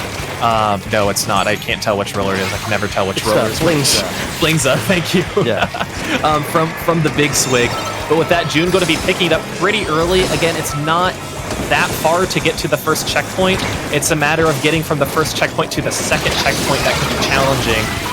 But either way, the Rainmaker is going to go down with not much of a push, so not the push that June was hoping to get, as Banana Basics able to use some specials and now in control of mid. Yeah, everything's kind of landing right now into the favor of Banana Basics as they're able to get control of it. And somebody's pushed up. I believe that is Cola Flame, who's up top there, keeping the fight away from the Rainmaker. But yeah, you were talking about the pedestal. Look, they cleared the first pedestal and it's only 72 remaining. So it's almost like the pedestals are just a little bit of a minor speed bump. It's really about climbing this hill right here and how far up you can go. And that's what makes this map a little bit interesting for me as far as Rainmaker is concerned. It's just how far up the hill can you go with that thing? My words are falling apart here. It's been, I would say it's been a long day, but it really hasn't so far for low ink, which is why you guys are seeing beta finals right now. But with that, Banana Basics getting all the way to 45, with June now finally making their first real push that they're trying to get. Again, needing to get to this first checkpoint before they can proceed. Able to do that, avoiding some of the shots from the sloshing machine, as the aggression from June does not seem to be over yet, as Wally's going to go down 3 players, and this is going to be really good for June. Another Banana Basics player making a little bit of a misplay, holding forward when they should be backing up. There's just nothing for them there. That's going to cost them the lead, as June is in a great situation to try to keep things going a little bit further. At least get control of mid, as Girl Boss forced to use this vacuum a little bit early as their machine player gets taken care of. Can they absorb enough to make this blast worth it? Probably not. Oh, they grabbed it? It was about to reset. They're going to grab it right here. Can they drop it down the side? They're attempting to do it. Instead, they're just kind of teasing June by saying, I'm right here. Come splat me, maybe. Before I drop. What are they doing?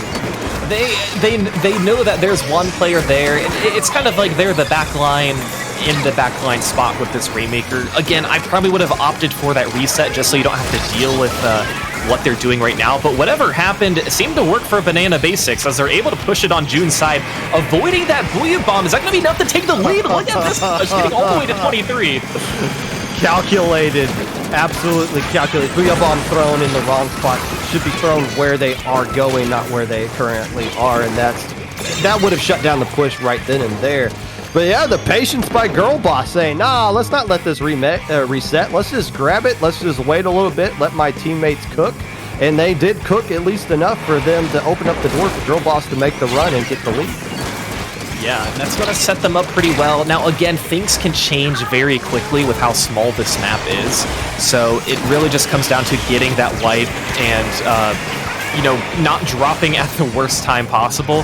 June now being patient on their own, pushing it up and having some sort. They do have a path that they can take, but needing to avoid some of these shots, especially from the missiles in the back. They are going to go down, but they are going to get it to 28, so they're going to be pushed up a little further. Astral trying to signal everybody to come back on this side, as it's expected that Banana Basics hasn't really popped it yet or done much, because Tenor is still here showing some aggression and getting some splats. Yeah, great kind of heads-up play right there, recognizing, hey, let me just let my teammates come back in. And now it's just Girl Boss, this being the last player left alive. Tenor popping the crab tank here, trying to challenge that charger, and the Rainmaker does get popped, and they slip through and get the lead. They lose 2 players in the process, but it doesn't matter. There's not a lot of time left, and it's just that machine player, Colo, that's trying to stay alive, pops the Booyah bomb that's able to slow things down a little bit, but look at Jay staying right there, allowing everybody to jump right back in. June's going to be looking for the KO. Yeah, I love the effort here by June, just allowing and giving space for their members to hop back in, keeping up the pressure at how important it is too. With 10 seconds remaining, if Banana Basics are able to get the Rainmaker, which it's not looking like they're going to be in a good position to do so, it will make it that much more tricky for them to get it. June now has the Rainmaker staying alive, but we will get one final overtime push. This is Banana Basics' last opportunity. I wonder if it would have made more sense for June just to back up a little bit with that Rainmaker instead of trying to eke out a few more points, because now you got Banana Basics one more opportunity to make a push with this Rainmaker. The machine gets taken care of. That's not going to work in Banana Basics' favor. June starts using some specials, forcing the rest of these players a little bit out of position. There goes the Crab Tank, taking care of Wooly. No, Wooly able to get the splat, but something on the back end was able to come down and splat the Rainmaker. June is up 2-0. Yeah, once again, keeping their perfect day 2 hopes alive.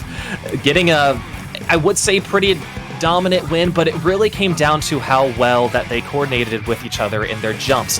We saw we saw the other team too. We saw Banana Basics try and make some aggressive pushes, and they did, but it was just June members knowing when to back up. Astro, I think what really set it up was Astro backing up, allowing all of the June members to jump back in and just playing the patient game. June did a very good job just getting their 1v1 picks too. And that is the 5th straight win that June has gotten over Banana Basics. If this was a low ink set, if this was a Ludi set, this would be over by now. Again, 3 of those coming out on the counter picks from Banana Basics, who is going to be subbing a player out. So they look, you got a long way to go. You got to somehow get a reverse sweep here to force a bracket reset. Then you got to win 3 in a row. But you just got to take it one game at a time. And if you think about it, if you can win 3 in a row to force a bracket reset, you're going to have a crazy amount of momentum going into that bracket reset. So this could be a calculated move by Banana Basics if they want to find a way to win beta bracket. But June is looking like they might just sweep themselves all the way through beta. Yeah, especially with the momentum that June has had so far. But like you said, if Banana Basics are able to get those 3 in a row to force the reset, they're getting 3 in a row over a team who has not lost at all today. And again, we haven't seen how dominant in the game. On paper, it's very dominant. Of course, we didn't get a chance to watch any of those matches. So it's not over for Banana Basics. We saw how close they were in that second game, in that second game. So hope is not lost yet, but you can't argue that it's going to be very difficult to take them down. So Crypt Arc is subbing in for Banana Basics. I believe over J13 was the player who went out. So they got the player that they want in, and now I think we're just waiting on the counter pick. It's going to be Splat Zones at Inkblot Art Academy. So what does Crypt bring to the table that J13 didn't? That they feel like it's going to give them advantage on this, yet again, another neutral map and mode, which is Splat Zones Art Academy. Yeah, and you know, at this point too, you're kind of doing whatever you need to do. I don't think it will hurt Banana Basics to swap in a player when you're down 2-0. You kind of are grasping at straws at this point to push anything in your favor. So even though they're down 2-0 or 0-2, perhaps, like you said, Cryptarch could have something in their tank that could take down June. It could. June looking to go 6-0, complete a perfect run through beta bracket. They've already readied up. They said, oh, Splat Zone's Art Academy? Yeah, this isn't really a counter pick. This is like what most tournaments use on game one of counter pick formats. We're more than happy to play here. But it just comes down to what does Crypt bring to the table? What's the adjustment that they're going to make here? I mean, you've lost to this team 5 straight times. You might as well try something different. Doing what you've always done hasn't resulted in anything positive on the scoreboard anyways. Let's try to switch things up. We've seen players in the past make one sub and all of a sudden they're a totally different team that just starts going on a tear. This could be the beginning of something special for Banana Basics, or it could just be the last chapter here as Crypt just comes out with a Splash-O-Matic. That is an X-Splosh on the side of June as well. Yeah, X-Splasher and Two's machine, so that is something that we did see in game 1 when we had zones before. So their zones comfort pick, especially on a stage like this where having height advantage is everything, especially with the Slosher. So a quick cap there by June as Expo being a weapon that can paint really well. It's kind of just paints exceedingly well too. Getting picks on the crab as well, avoiding some of these other specials that are being used. And 3 players down for Banana Basics. It's not looking too good for them. Not in the opening seconds. No, I don't think they even found a way to get a splat right there. It's, basically half of the points are already going into the favor. Yeah, Girl Boss, there's just nothing going for them right there. So many arcing weapons, they can easily attack the snipe area, not allowing that E-leader to get set up as more players start getting taken care of. That's Wally who dropped the roller in favor of the T-Tech, by the way. Using those ink strikes, able to get a splat. I was about to say, just wasted them, but they finally able to get a splat on somebody, and the Booyah Bomb coming down on the backside. The zone does get flipped somehow into Banana Basics' favor. Yeah, it gets flipped, which is what you need. You get wiped out, but at the same time, all the penalty points, it's just kind of allowing you to regroup and potentially not letting this set end in the next 20 seconds. So it's nice. And look at this sharking from Tenor too, as they're able to avoid getting splatted by the machine and getting some good picks, staying alive. They are pushing up. We are going to see the triple ink strike being used by Wally, thrown towards the zone. Unfortunately, it's not really going to be enough right now. We do see the crab coming down and the charger pushing up as well. Wavebreaker coming out for Banana Basics, so trying to push forward, but June doing a good job getting these picks. And the zone flipping right back into June's favor. Yet again, if Colo can make something happen right here, as 2 players do get taken care of on the side of June. So Colo's able to capture this right side of the zone. Can somebody come around and get the left? And no, instead it's going to be the last 2 players of June staying alive and getting the splats. Girl Boss, where did they come from? Back on the enemy side of the map, and it's not going to be enough. And June has a perfect run through beta bracket. Yeah, very, very impressive victory. Impressive to do at any stage, any skill level in Splatoon. So congratulations to June for winning our first broadcasted beta bracket grand finals, having a perfect day 2. The first and maybe the last. Look, they beat Banana Basics twice and Crimson Wave on their way through this tournament. So they beat 3 teams that made Alpha Bracket last time, swept them 3-0 each in Beta Bracket. So quite the glow up for June, who's set up to have a really good looty season ahead of them if they keep playing the way they did just now. And Banana Basics have a good future ahead of them as well. Again, just a rough yesterday kind of got them second place here in Beta, but there you go. That's it. Are we done? I'm done. I'll tell you that much. I think we're done. It was fun. I'm glad we got to see that too, because again, normally we don't ever see these. Sometimes people will stream their point of views or upload their replay codes, but for us to kind of get it as an authentic live spec cam, pretty cool to see. But like you said, something that I don't think is gonna happen happen pretty often here on Low Ink. Yes. So that's going to do it for all of us here at IPL. Go ahead and plug yourself, Falco. Where can people find you? Yeah, you can find me Falco Flyer on Twitch, Falco Flyer 11 on Twitter. I also stream Ludi sets on the Splatoon Tourney Twitch channel, so if you want your Ludi set streamed, be sure to follow, and I will be posting, I think tonight I'm going to be posting my availabilities for later this week that I have set aside, so if you want your team on the big stage, reach out to me. And you can see me tomorrow on my stream after I put this tournament away in my brain until tomorrow morning when I start talking about it. The Popcast, 6 p.m. Eastern Standard Time.